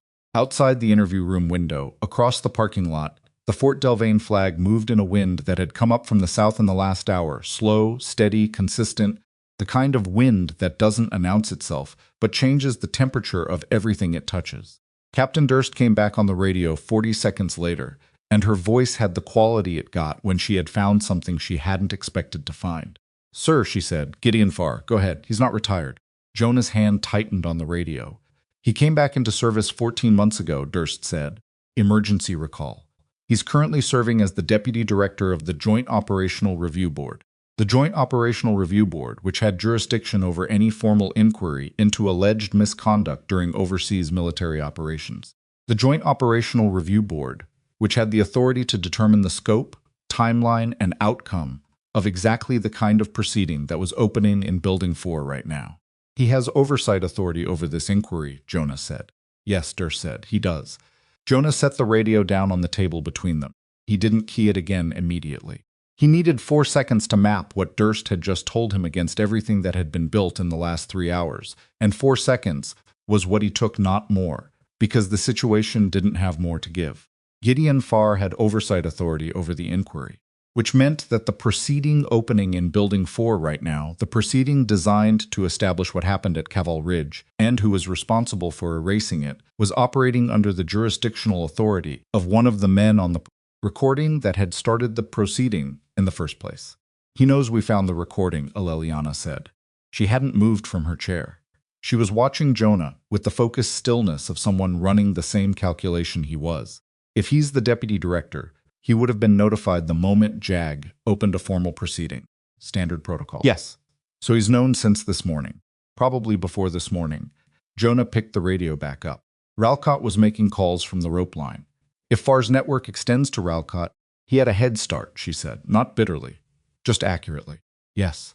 Jonah keyed the radio. Durst, does Farr have formal oversight authority over this specific proceeding or only over the board in general? The pause on the other end was 3 seconds, which meant Durst was checking rather than answering from memory, which was the right call. Formal oversight authority requires a written designation filed with the proceeding record, Durst said. As of right now, no such designation has been filed. The proceeding was opened under General Pruitt's authority, which stands until superseded. What does it take to supersede it? A written request from a superior officer invoking board jurisdiction, filed and acknowledged. Another pause. It would take time to process, hours at minimum, potentially longer if it's contested. Jonah looked at Aleliana. How long until Voss's formal account is complete? He started 40 minutes ago, Durst said. Given the scope of questions, I'd estimate another 60 to 90 minutes before we break. And Aleliana Cross's testimony? She's scheduled for immediately after. Move her up, Jonah said. I want her testimony in the record before Voss finishes. Simultaneously, if you can manage it, a longer pause. That's procedurally irregular. Is it prohibited? Not explicitly. The proceeding record would note the overlap. Let it note it. Get her in there now. He looked at Aleliana. She was already standing. The inquiry room had not been designed for 2 concurrent testimonies, but Durst managed it with the pragmatic efficiency of someone who had spent her career making military bureaucracy do things it wasn't designed to do. A second recording station was set up at the side table. Lieutenant Colonel Bale remained as presiding officer for Voss's account, while Durst took the secondary position for Aleliana's. Voss was mid-sentence when Aleliana walked in. He stopped. The stop lasted perhaps 2 seconds, a clean, visible interruption in the flow of his account that his jaggy counsel noticed and that Bale noticed and that every person in the room noticed. Then he resumed, but the texture of what he was saying had changed, had acquired the slightly increased precision of someone who is now aware of being watched by a specific audience. Aleliana sat at the side table and faced Durst and did not look at Voss. Durst read the standard administrative opening into the record and said, Ms. Cross, you filed a 42-page testimony following the Kaval Ridge incident on October 17th, 8 years ago. That document has been recovered and entered into evidence. I'd like you to walk us through its contents in your own words, beginning with your position and role at the time of the incident. Aleliana says, I was a trauma specialist, embedded medical, attached to the 2nd convoy out of Camp Revel. My specific role was forward triage and treatment for personnel who could not be safely transported to the field hospital without stabilization. I was the only trauma-qualified medical officer on that convoy. She said it the way she said everything, with the precise, undecorated clarity of someone who had learned that the clearest possible statement of fact was the most powerful thing available to her. Voss's account continued on the other side of the room. His counsel was asking questions designed to reinforce the operational necessity framing threat assessment, convoy security, the calculation of risk to the majority versus risk to the few. Jonah, standing against the wall, listened to both testimonies simultaneously and thought about how different the same event sounded depending on who was describing it and from where they'd been standing. Aleliana reached the moment of the radio transmission. At 1842, I transmitted an emergency request for 6 additional minutes of evacuation time. The 4 wounded personnel in the ambulance were mobile. Only with assistance 2 of them could not bear weight unassisted. The 2 K9 dogs were injured and unhandled. 6 minutes was a realistic estimate for completing patient loading onto an evacuation vehicle. And the response to that request? Durst said, denied. The convoy commander, the voice, on the recording that has been entered into evidence, denied the request and ordered withdrawal on the current timeline. Across the room, Voss was saying something about threat vector assessment. His voice was steady. I transmitted 6 more times over the following 42 minutes, Aleliana continued. Each transmission was a status update and a renewed request for evacuation support. I documented each one in real time in my field notes, which are included in the testimony. Durst slid a page across the table. Is this the transmission log from your testimony? Aleliana looked at it. Yes. The times on this log, can you verify them? I can verify all 7 from memory. The first was at 1842. The last was at 1921. The helicopter arrived at 1935. She looked up from the page. 53 minutes after the convoy withdrawal. All 4 personnel were alive. Both dogs were stable. The room was doing that thing rooms do. When the people in them understand that they are hearing something important, a kind of atmospheric tightening. Everyone slightly more still than before. Voss had stopped speaking. Jonah looked at him.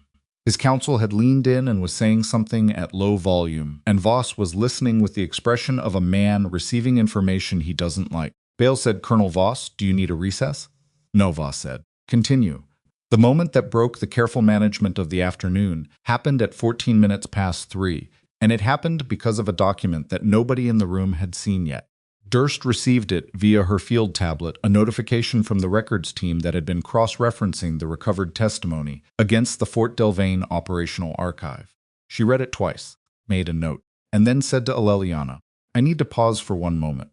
She stood and walked to where Jonah was standing against the wall and held the tablet at an angle so they could both see the screen without the rest of the room seeing it.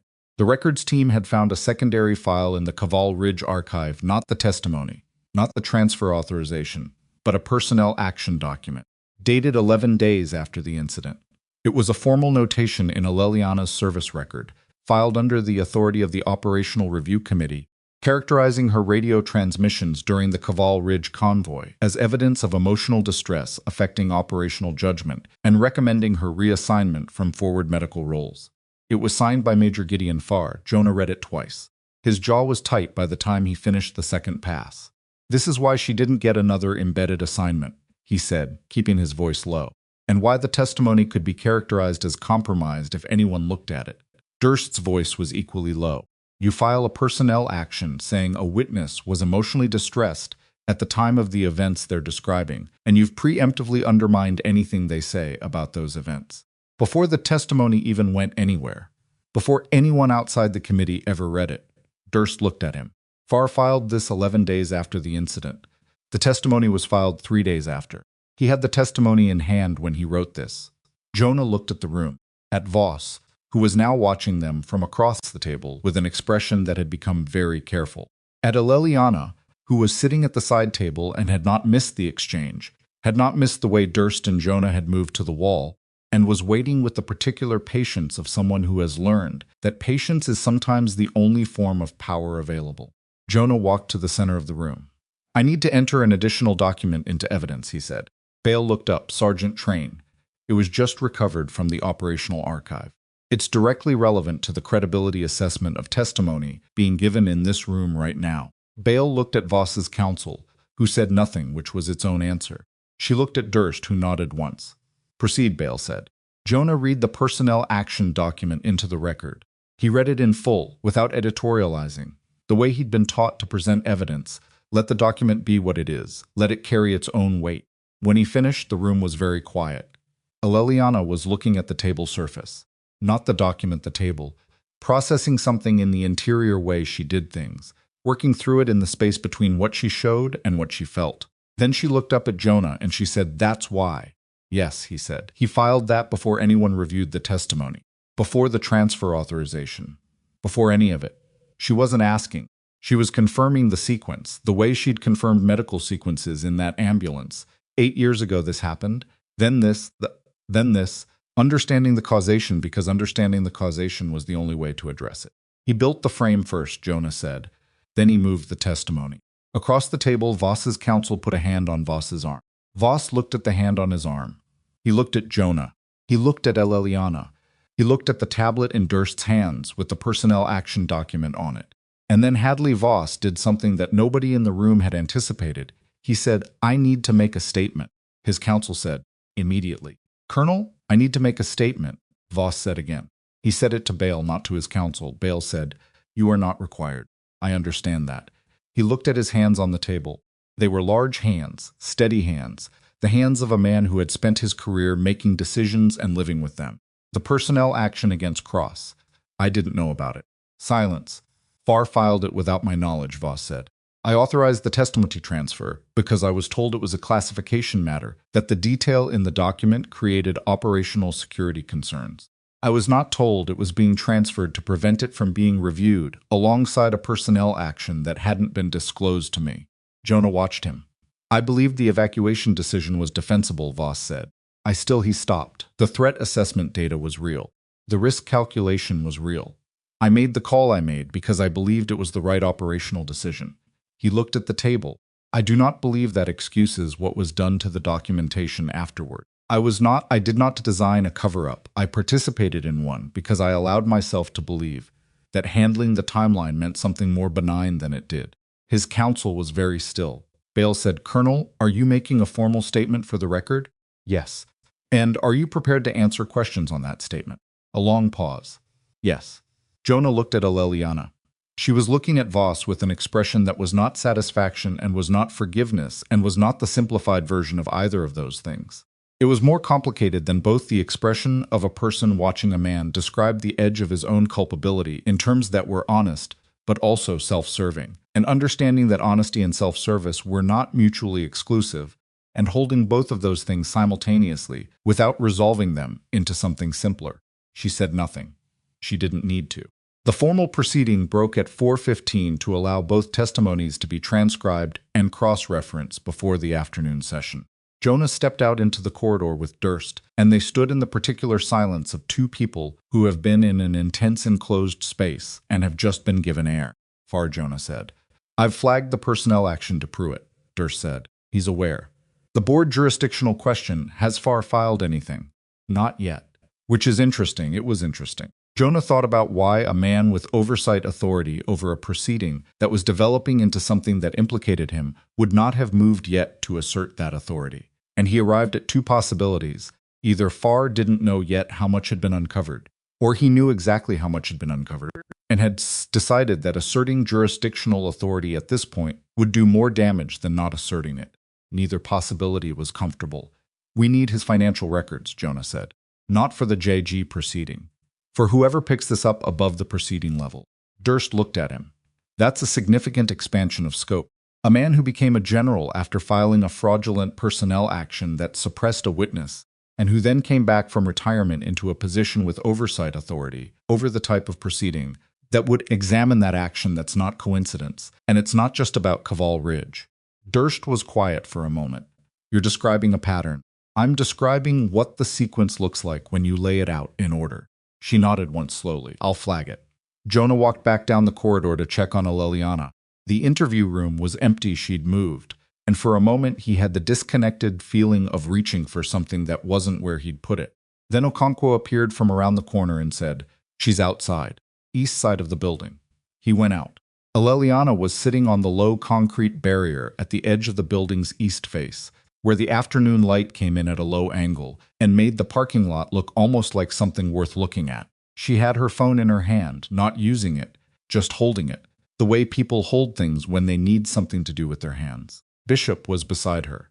Jonah didn't know how the dog had gotten there. He'd been with his handler, but working dogs had ways of being where they needed to be that Jonah had stopped trying to fully explain after the first decade. He sat on the barrier at a reasonable distance and didn't say anything immediately. After a while, she said, "He didn't know about the personnel action." He said he didn't. "Do you believe him?" Jonah thought about it honestly. "I believe he didn't design it. I believe he was willing to not ask what handling the timeline meant because not asking was convenient." He paused. "I think there's a version of him that's telling the truth, and a version of him that's still managing how much truth he tells, and both of those versions are in the room at the same time." She looked at the parking lot. "That's people," she said, not cynically. "Just as an observation. What happens to him? The inquiry will make recommendations. Pruitt has the authority to implement them, depending on what else surfaces." He stopped. She turned to look at him. She had the particular attentiveness of someone who has learned to read the specific pauses of people delivering information, depending on what else surfaces, she said. What else are you looking for? Farshi absorbed that. He's not just Kaval Ridge. Probably not. She was quiet for a moment. When he called me, she said, after the incident, the 2 administrative calls to confirm filing details. She turned the phone over in her hands. He was very calm, very professional. He asked me standard questions about transmission times and medical log notation. At the end of the 2nd call, he said, she stopped. He said, these records will be handled appropriately. I can assure you of that. She looked at Jonah. I thought he meant the testimony would be reviewed properly. I thought he was being reassuring. Jonah said nothing. He meant something else, she said. Yes. Bishop shifted his weight against her leg. She put one hand on the dog's back, automatic and absent, the way people touch animals when they're thinking about something that requires the rest of their attention. He came back from retirement 14 months ago, she said. What changed 14 months ago? It was the right question, and Jonah had been turning it over since Durst told him. The Operational Review Board was reorganized. New mandate, expanded jurisdiction. Someone at the DoD level pushed for the reorganization, and Farr came back to oversee it as deputy director. Who pushed for the reorganization? She asked. I don't know yet. She looked at the parking lot again. The light was moving late afternoon now, shadows getting longer, the temperature dropping a degree or two as the sun lost its angle. Jonah, she said, yeah, how many Kaval Ridges are there? He didn't answer immediately, because the honest answer was that he didn't know, and the implication of not knowing was something he was still working through. He'd spent 15 years in K9 operations, and he'd seen the machinery of military institutional self-protection from the inside, and he had a reasonable estimate of how often events were managed rather than documented, but translating that into a number felt irresponsible. Enough, he said. She nodded, as if that was what she'd expected him to say. The afternoon session resumed at 5 o'clock. Voss completed his formal statement over the course of 90 minutes. He confirmed the evacuation denial. He confirmed that he had been told the testimony was being transferred for classification reasons and had authorized it without reviewing the specific classification grounds. He said that he had not been informed of the personnel action filed against Aleliana Cross. He said that he had believed at the time that the incident documentation was being handled through appropriate channels. When Bale asked him why he had been willing to accept that framing without verification, he was quiet for a moment. Because it was convenient, he said. The decision I made at Kaval Ridge was defensible by operational standards. I knew that. It was easier to believe the documentation was being handled cleanly than to ask questions that might complicate that. He looked at the table. I took the easier position. It wasn't an apology. It wasn't quite a confession. It was the specific kind of honesty that arrives when the alternative has become more costly than the truth. And everyone in the room understood that. It didn't make the honesty less real or more palatable, it just made it human, in the imperfect and insufficient way that human honesty often is. Aleliana was called immediately after Voss concluded. She sat at the main table for the first time center chair, facing Bale, the full record running. Durst was to her right. Jonah was against the wall. Bale said, Miss Cross, your 42-page testimony is now in evidence. The transmission logs have been verified against the audio recordings recovered from Bishop's memorial harness. The personnel action filed by Major Farr 11 days after the incident is in evidence. Given everything that's been entered today, I'd like to give you the opportunity to speak to the record directly. Not as a deposition, just as a statement. Whatever you want the record to contain. Aleliana looked at Bale for a moment. Then she looked at her hands on the table. I stayed in that ambulance because leaving wasn't something I could do, she said. Not because I was ordered to stay. Nobody ordered me to do anything. There was nobody left to give me an order. I stayed because I had 4 people who needed someone to stay, and I was the person available. She paused. I didn't do it to be recognized. I did it because it was the job. I've been a nurse for 14 years, and in 14 years the job has never been complicated in that specific way. Either you stay with the patient or you don't. The room was very quiet. When I came back and filed the testimony, I assumed it would be read. I assumed the record would reflect what happened. I assumed that the system I'd filed through would process it correctly. She looked up at the ceiling briefly, then back down. I was wrong about that. And then I spent a very long time wondering whether I was wrong about what I remembered. Because when a system tells you consistently that your account doesn't exist, you start to stop. She stopped. You start to question your own calibration. Whether you're remembering correctly. Whether the 4 hours you spent in that ambulance happened the way you know they happened, nobody moved. They happened the way I know they happened, she said. I know because I documented them in real time. And I know because I have a very good memory, and I know because Bishop remembered me, and Bishop was there. She looked at Jonah, not asking for anything, just acknowledging. That's what I want the record to contain. The proceeding closed at 7:41 in the evening. By that point, the sky outside Building 4 was full dark, and the amphitheater across the grounds was lit by the maintenance floods. The black memorial stone, visible from the corridor windows, as a rectangular absence against the lit grass. Pruitt gathered the principals in the main inquiry room. At 7:50, Bale, Durst, Jonah, and the observer from the commanding general's office, whose name was Colonel Petra Winfield, and who had, over the course of the afternoon, shifted from observing with formal distance to listening with the quality of someone who would be writing a very careful report. Ileliana was not in the room. She was in the corridor, and Jonah had left the door open so she could hear if she wanted to. The recording implicates Voss and Farr, Pruitt said. Voss's own statement corroborates the core of Cross's account. The personnel action document demonstrates premeditated suppression of her testimony, filed by a man who is now in an oversight position that he should not be in.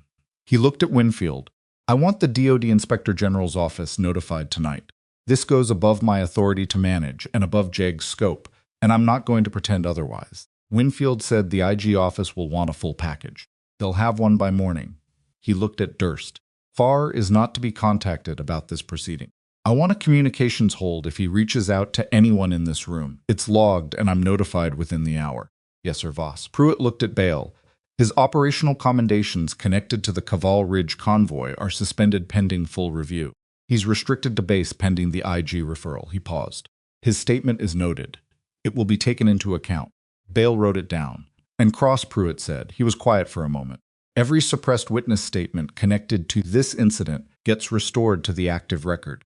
Her 42 pages go into the official Kaval Ridge file with a notation that it was improperly removed from evidentiary record. The personnel action Farr filed gets flagged as procedurally improper, and a review request goes to the records board. He looked at Winfield. She should have been in that record 8 years ago. She's going in now. Winfield nodded. Pruitt looked toward the open door. Is she in the corridor? He asked. Jonah turned. Ileliana was standing at the edge of the doorway, not quite in the room, not quite out of it, the way people stand when they haven't decided yet whether they've been invited. She'd been there long enough to have heard most of what Pruitt had said. Come in, Pruitt said.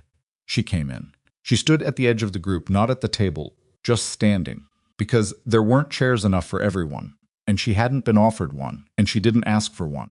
Pruitt looked at her directly.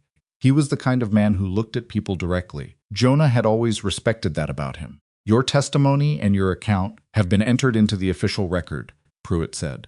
The actions taken to suppress them are being referred to the Inspector General's office. What I can tell you tonight is that the official Kaval Ridge file will reflect what actually happened at that position. Your name will be in it, Ileliana said. Thank you, sir. That should have been unnecessary, Pruitt said. I want you to know that I understand that. She looked at him. Her expression was not the expression of someone who had gotten what they wanted. It was more complicated than that. The expression of someone who has been given back something that should never have been taken, which is not the same as receiving a gift. You don't feel gratitude for being handed something that was yours. There's a name, she said, in Caleb Moran's letter. At the bottom of the second page, Pruitt waited. Caleb wrote it 8 years ago, she said. He wrote the date of the denial and the name of the officer who gave it. He was specific. She paused. The name at the bottom of that letter is not Voss. The room stilled. Pruitt said, then whose name is it? Ileliana said, Farr. Nobody spoke. Caleb heard the transmission, she said. He was conscious, intermittently, inside the ambulance. He heard the denial. He heard the voice. And he knew the voice he'd worked under that officer. She looked at Pruitt. Voss wasn't the commanding voice on that recording. The voice that denied the evacuation extension wasn't Voss. Jonah's mind moved back through the afternoon, through the recording, through Voss's statement. I authorized the testimony transfer because I was told it was a classification matter, and the shape of what had happened rearranged itself with the quiet, disorienting efficiency of a puzzle resolving into the wrong picture. Voss didn't deny the evacuation, Jonah said, not quite to anyone. No, Ileliana said. He signed the authorization because he was the convoy commander and the denial came up through him. He thought it was his decision. He didn't know Who was actually running that transmission channel? Farr was on the channel, Jonah said. The private communication. He had parallel channel access, Aleliana said. I found out later, much later, that the Operational Review Committee had embedded radio access during high-risk convoys. Monitoring authority. Farr was monitoring the Kaval Ridge convoy. He had the authority to intervene on the command channel. And he used it, Jonah said. He made the call, she said. And then he spent the next 8 years making sure the record showed someone else had. Pruitt was very still. Durst was looking at the tablet in her hand at the audio file, at the voice identification data that had said consistent with Voss, and which now needed to be run again with a different name in the parameters, against different archived recordings. Run the voice analysis again, Pruitt said to Durst. Tonight. Farr's archived recordings. Every public address, every formal proceeding, everything you can pull in the next 3 hours. Yes, sir. He looked at Aleliana. If the analysis confirms what you're telling me. It will, she said. Then the man who actually denied that evacuation, Pruitt said, and his voice had an edge in it that Jonah recognized as the edge of a general officer who has maintained composure for a long time and is approaching its limit, has been sitting in a position of institutional authority for the last 14 months. A position from which he could have interfered with exactly this kind of inquiry. Yes, Aleliana said, and this proceeding opened this morning under his jurisdictional watch. Yes. Pruitt turned to Winfield. Get the IG office on the phone now. Not in the morning now. Winfield already had her phone out. Jonah looked at Aleliana. She was standing at the edge of the room with the same quality she'd had when she first arrived at the amphitheater that morning, not performing steadiness, just inhabiting it, the way people do when they've run out of the energy required for performance, and what's left is just what they actually are. Bishop had appeared in the doorway behind her. Jonah still didn't entirely understand how the dog kept finding her across buildings, across grounds, through corridors, but he'd stopped trying to explain it in terms that made conventional sense.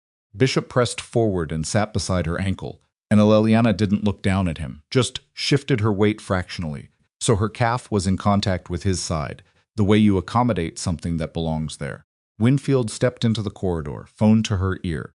Durst was pulling archived recordings on her tablet. Pruitt was standing at the table with his hands flat on the surface and the expression of a man organizing the next 12 hours in his head. And Jonah was looking at the letter.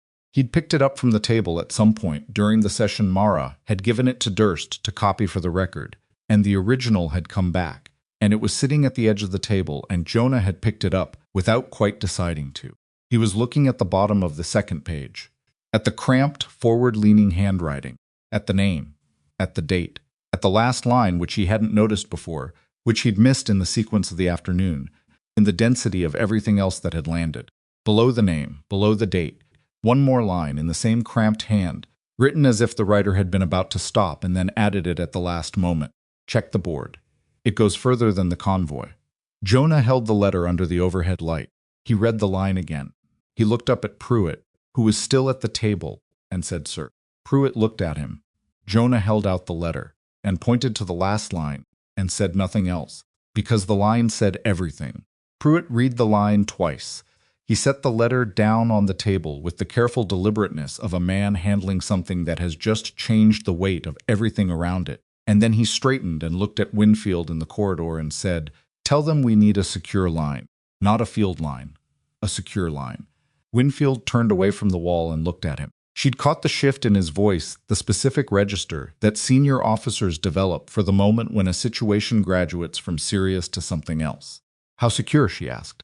"DOD Inspector General direct. Tonight." She nodded and went back to her call. Pruitt looked at Jonah. "How long has that line been in the letter?" 8 years, Jonah said. Caleb wrote it before his final deployment. He knew the board existed. He knew it went beyond the convoy. He was a handler, Pruitt said. A sergeant. How did he know about the board's structure? "I don't know," Jonah said honestly, but he put it in the letter knowing his mother would keep it.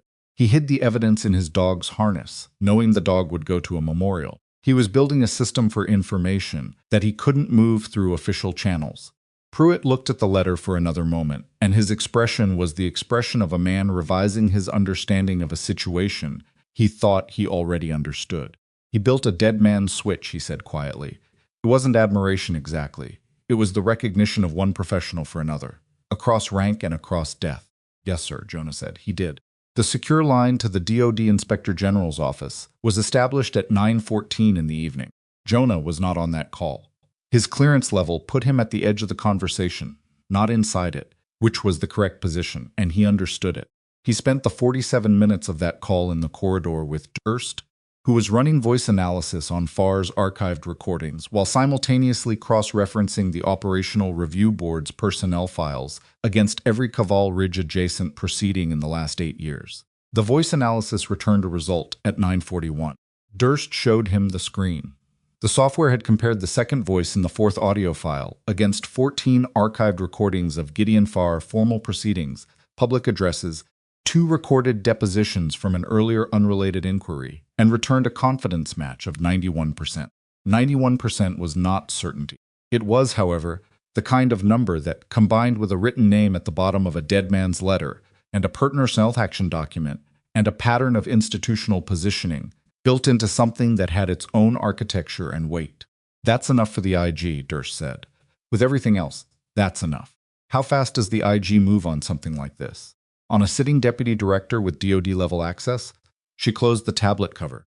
Fast. Farr was notified at 6:17 the following morning. Jonah heard about it secondhand from Okonkwo, who heard it from the duty officer, who'd gotten it from Winfield's office. The notification had gone through official channels. A formal IG inquiry had been opened.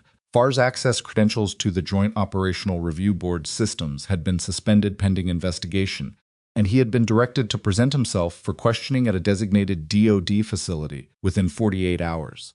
He did not wait 48 hours. Gideon Farr arrived at the DoD facility at 8:53 the next morning, 14 hours, before the directed deadline with personal legal counsel and without the composed deliberateness of a man who had managed complex situations for 3 decades.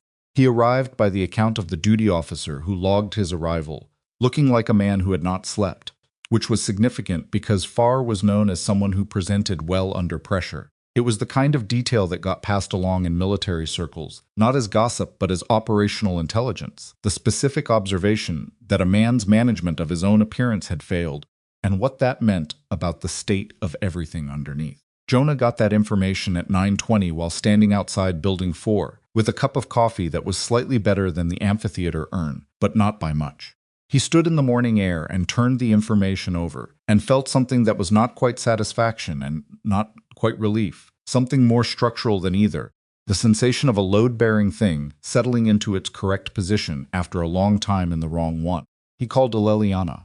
She answered on the second ring, which meant she was awake, which he'd expected. He didn't think she'd slept much. Farr presented himself this morning, he said. Early. With counsel. A pause. That means he's negotiating. Probably.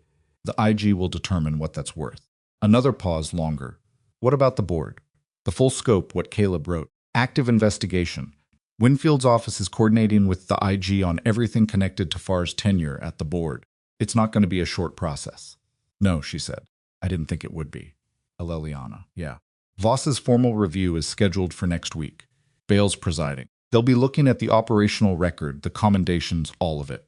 He paused. Your testimony will be read into that record in full. She was quiet. I said I'd make sure of it, he said. I know, she said. I know you did. The formal command review of the Kaval Ridge operational record opened on a Tuesday morning, 3 weeks after the memorial. It was not the dramatic proceeding that the press pool had been circling for since the day at the amphitheater. It was conducted in a regulation-sized conference room, with regulation chairs and regulation procedural language, and Jonah, who attended as the officer who had discovered the physical evidence, spent most of it watching the faces of the people in the room, rather than listening to the testimony he'd already read in full. Voss sat across the table from the review panel and answered questions for 4 hours. He was more forthcoming than he'd been at the initial proceeding, not because he had become a different person, but because the evidence on the table had removed the structural option of being anything else. The voice analysis had confirmed Farr on the denial transmission. Voss's own archived communications showed that he had believed the evacuation denial was his own command decision, because Farr had transmitted through his channel authorization, creating the appearance of Voss's authority where Farr's authority actually resided. Voss had made a decision he didn't make, and had spent 8 years defending it, and the particular cruelty of that was something that the review panel noted in the record without comment. What Voss had done, what was entirely and undeniably his, was authorize the testimony transfer, accept Farr's framing of timeline consistency without verification, and spend 8 years not asking the questions that would have collapsed the story he'd been allowed to believe. He had benefited from the burial of Aleliana's account. He had not designed the burial, but he had lived in the house it built and had not looked too carefully at the foundations. The panel asked him directly why he had not investigated the testimony's disappearance when no record of its review appeared in the official after-action file. Voss was quiet for 11 seconds. Jonah counted. Because I believed the decision at Kaval Ridge was operationally correct, Voss said. And I didn't want to discover that the documentation had been handled in a way that made it look like I had something to hide. He looked at his hands, which meant I had something to hide. It was possibly the most honest thing said in any formal proceeding Jonah had ever attended, and it didn't exonerate Voss of anything, and Voss seemed to understand that, and there was something almost like integrity in the fact that he said it anyway. The panel's recommendation, delivered 2 days after the review closed, was specific and unambiguous. Voss's operation-related commendations from the Kaval Ridge period were to be withdrawn. A formal notation of misconduct, specifically the authorization of improper testimony handling, was to be entered into his permanent record. He was to be retired from active service within 30 days. The recommendation did not pursue criminal referral, on the grounds that the criminal action had been designed and executed by Farr, and that Voss's culpability, while real, was of a different nature. Jonah read the recommendation and thought about Aleliana, saying, "That's people on the concrete barrier," with the tone of someone who had decided a long time ago to hold the full complexity of things rather than simplify them into easier shapes. Farr's situation took longer, because it was larger. The IG investigation ran parallel to the Voss review and extended well past it, pulling at threads that connected the Operational Review Board to 4 other suppressed incident files over an 11-year period, none of them Kaval Ridge scale, but each one a variation on the same mechanism, a witness account that complicated a preferred narrative, removed through the administrative machinery that Farr had spent a career positioning himself to control. Jonah learned about the scope of it gradually. In the way you learn about the full size of something that's underground, you see it emerge in pieces, and you assemble the shape from the pieces, and the shape is larger than what you estimated from any individual piece. Farr did not cooperate in the way that Voss had cooperated. He engaged through counsel, contested the voice analysis methodology, argued that his position on the board was categorically separate from any operational decisions made during his previous service, and moved with the practiced efficiency of a man who had spent decades understanding exactly which institutional levers to pull. The levers had become, in the course of the investigation, considerably less functional. The IG's findings, released in a summary report 4 months after the Fort Delvane memorial, confirmed Farr as the originating voice on the denial transmission.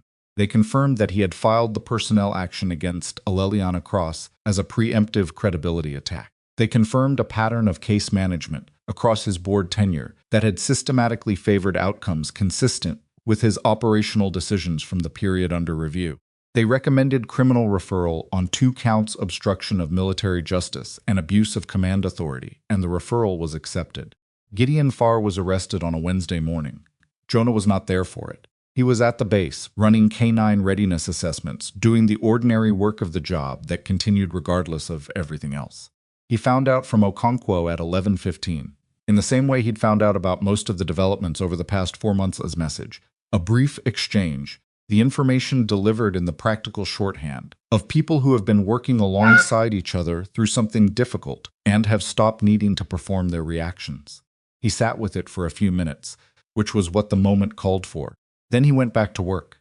Aleliana heard about Farr's arrest from a colleague at Mercy Ridge Regional who had seen it on the news, and she heard it in the middle of a shift, between a trauma intake and a post-surgical check, standing in the corridor outside the surgical wing with her ID badge swinging from its lanyard and a chart in one hand. She stood there for a moment. Then she went and did the post-surgical check, because there was a patient on the other side of that door who needed her to do it, and the job was the job. She thought about it later, on the drive home. Not in a tidy, resolved way. The thoughts were not tidy, and they were not fully resolved, because things that span 8 years don't become tidy on the day of someone's arrest. She thought about the ambulance, about the 42 pages, about the specific quality of 14-hour shifts, and the way exhaustion could make a person wonder whether the thing they knew had happened the way they knew it. About the 2 administrative phone calls from a man who had said these records will be handled appropriately and had meant it as a threat so well disguised she hadn't recognized it for 8 years. She thought about Bishop pressing against her calf in the September light. She thought about what Caleb Moran had written in the 4 days before his last deployment, the careful construction of a system for information that couldn't move through official channels, the name and the date and the final line. Check the board. It goes further than the convoy and the particular kind of trust that required. The trust of a man who was going somewhere dangerous and who needed to believe that the thing he was putting into the world would eventually reach someone who could use it. She thought it did. Fort Delvane held a second memorial ceremony 7 months after the first. This one had been in planning for 11 weeks, which was not 11 months, because some things don't require 11 months when the intention is honest. The committee included Sergeant Okonkwo, who had rebuilt the program from the structure up, Mara Moran, who had been asked and had agreed, because she said Caleb would have found it funny that his letter had done more work than he'd expected, and Jonah Train, who had been asked and had agreed and had spent approximately 6 of the 11 weeks arguing with the installation office about the placement of a single line of text on a corrected memorial plaque. He won the argument. The ceremony was on a Saturday in April, when the light came differently than September softer, without the September sharpness, the kind of morning light that makes things look like they're beginning rather than ending. The amphitheater had the same folding chairs, the same audio system, the same black stone with 4 names on it. The difference was the plaque mounted beside it, which carried the corrected account of the Kaval Ridge incident, and a separate smaller plate below the main inscription. Eleliana arrived 20 minutes early. She had gone back and forth about what to wear. She had her scrubs, which was what she'd worn the first time, which was what she'd been wearing when Bishop found her, and there was an argument for that continuity, something. She'd also had a colleague suggest, kindly, that she might want something other than work clothes for a ceremony at which her name was being formally added to a military record. She had considered that suggestion for about 2 days, and then had put on the scrubs. Not defiantly. Just because the scrubs were who she was, and she was done making herself into a different shape to stand in rooms that should have been making room for her all along. The families were there. Darnell Whitmore, who had sat with Mara at the first ceremony, was in the front row again, and he nodded at Eleliana when she came through the rope line which was open today. No boundary, no security officer at her elbow, with the nod of a man who has been told a more complete version of a story, and who carries the additional weight of that version without complaint. Mara was at the edge of the front row, in a chair someone had placed specifically for her, because she was 81 days past a knee replacement, and standing for long periods was still difficult. She was in a green coat that Eleliana had not seen before, and that looked like a coat chosen deliberately for the occasion which it was. Mara had told Eleliana over the phone the previous week that she had gone back to the store 4 times before she found the green coat, and that Caleb had always said green was the color for days when something important happened. Eleliana had not known what to say to that, and had said nothing for a moment, and then had said, "It sounds like him," even though she had only known Caleb for 11 minutes in a burning ambulance in the dark, and Mara had said, "Yes, it does," and there was something in the exchange that required no further development. Jonah was at the front with the 7 dogs. No forced formation today. He'd decided that and had put it in the planning notes without much explanation, because the explanation was obvious. The formation had broken once for the right reasons, and trying to reconstruct it as if it hadn't seemed like the wrong lesson to take from what had happened. The dogs were with their handlers, present, aware, doing what working dogs do when they are in a space that matters, holding a quality of attention that is not quite alertness and not quite rest, somewhere in between.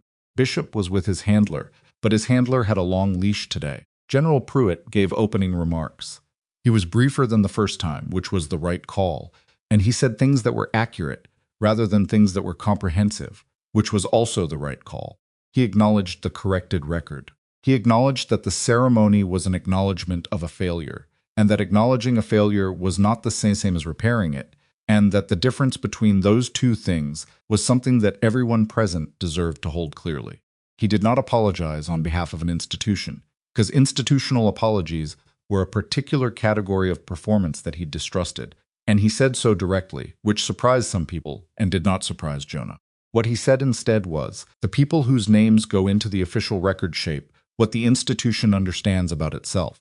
When we remove a name, we remove a piece of what we understand about what happened. We become less accurate. We become less capable of the truth, and we lose the ability to learn from the thing we erased. He paused. Aleliana Cross was removed from that record for 8 years. The institution was less accurate for it. We are returning her name today, and the record becomes accurate again. And what we do with that accuracy is the question that matters going forward. Nobody applauded. It wasn't that kind of moment. People sat with it in the way that people sit with things that are true and not particularly comfortable, which is how true things are often received. The small plate below the main inscription on the corrected memorial read, "In recognition of those who held the line when ordered to withdraw. Aleliana Cross, trauma nurse, October 17, no rank." She'd never held a military rank. Just the title she'd earned and the date she'd earned it on.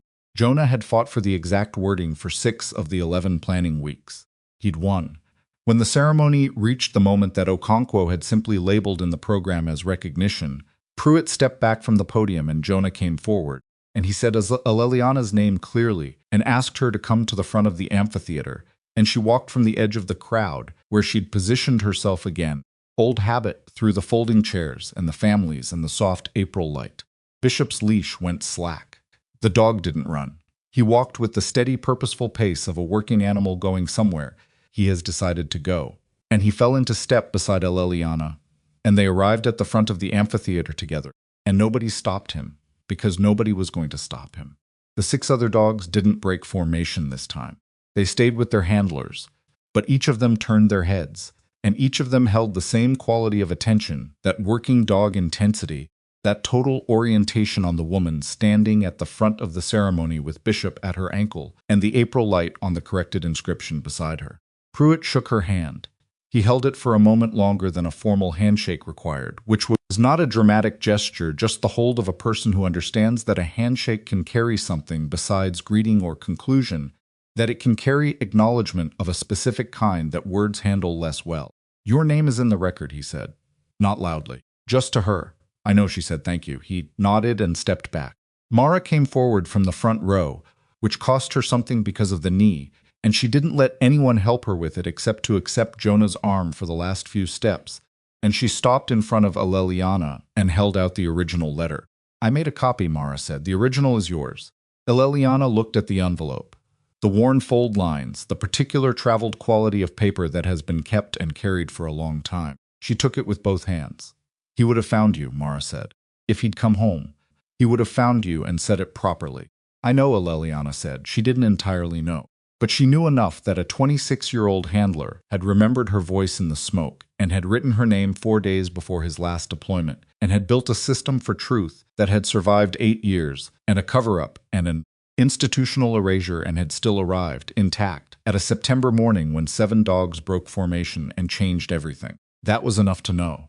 Afterward, when the ceremony had concluded, and the families were talking in the loose, unhurried way of people who have been given the gift of not needing to leave immediately, Aleliana stood at the edge of the amphitheater with Jonah and a silence that had become, over the past 7 months, a comfortable one, the silence of 2 people who have been through a complicated thing together and have arrived at the far side of it and are standing there taking stock. "What happens now?" she asked.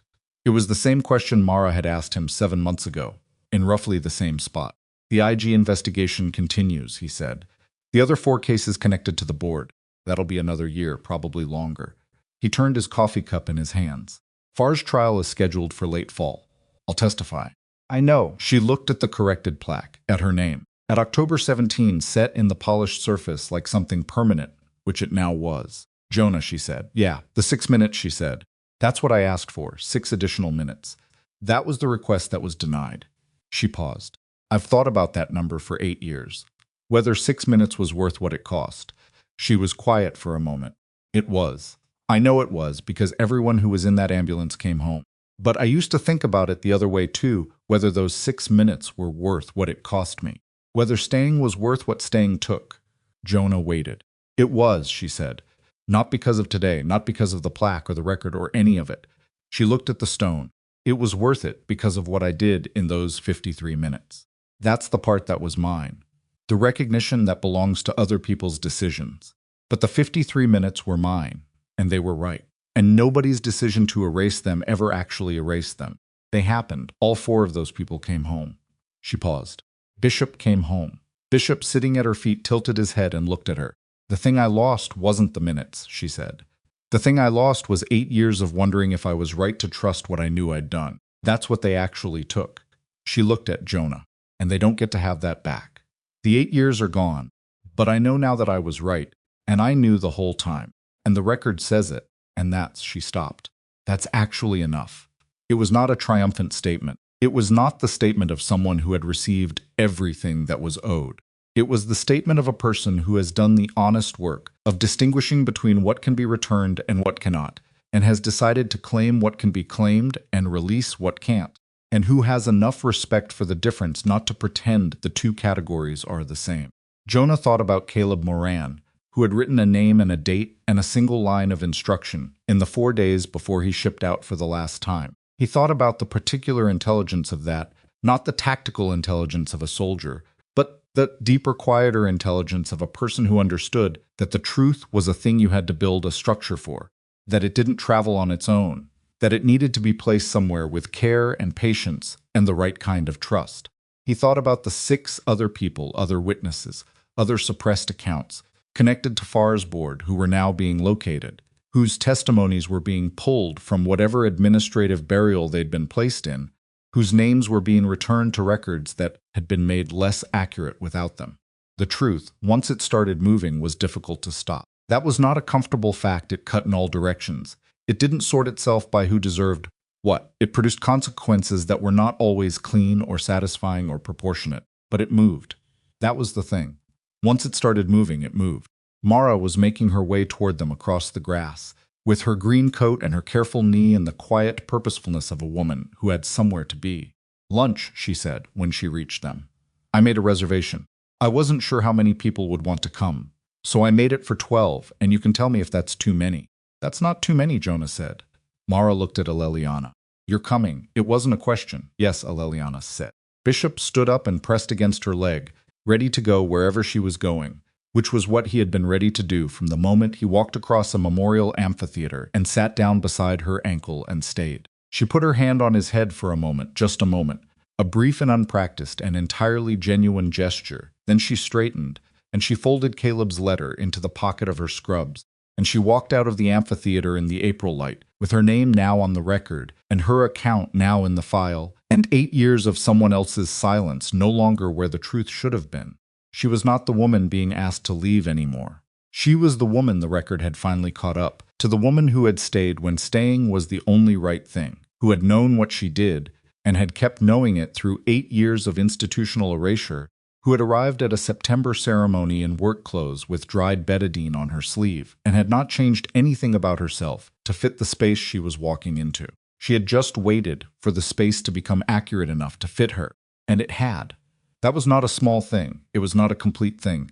Nothing this human and this complicated was ever complete. But it was real, and it was right, and it was enough to walk forward on, which is all the ground that anyone actually needs.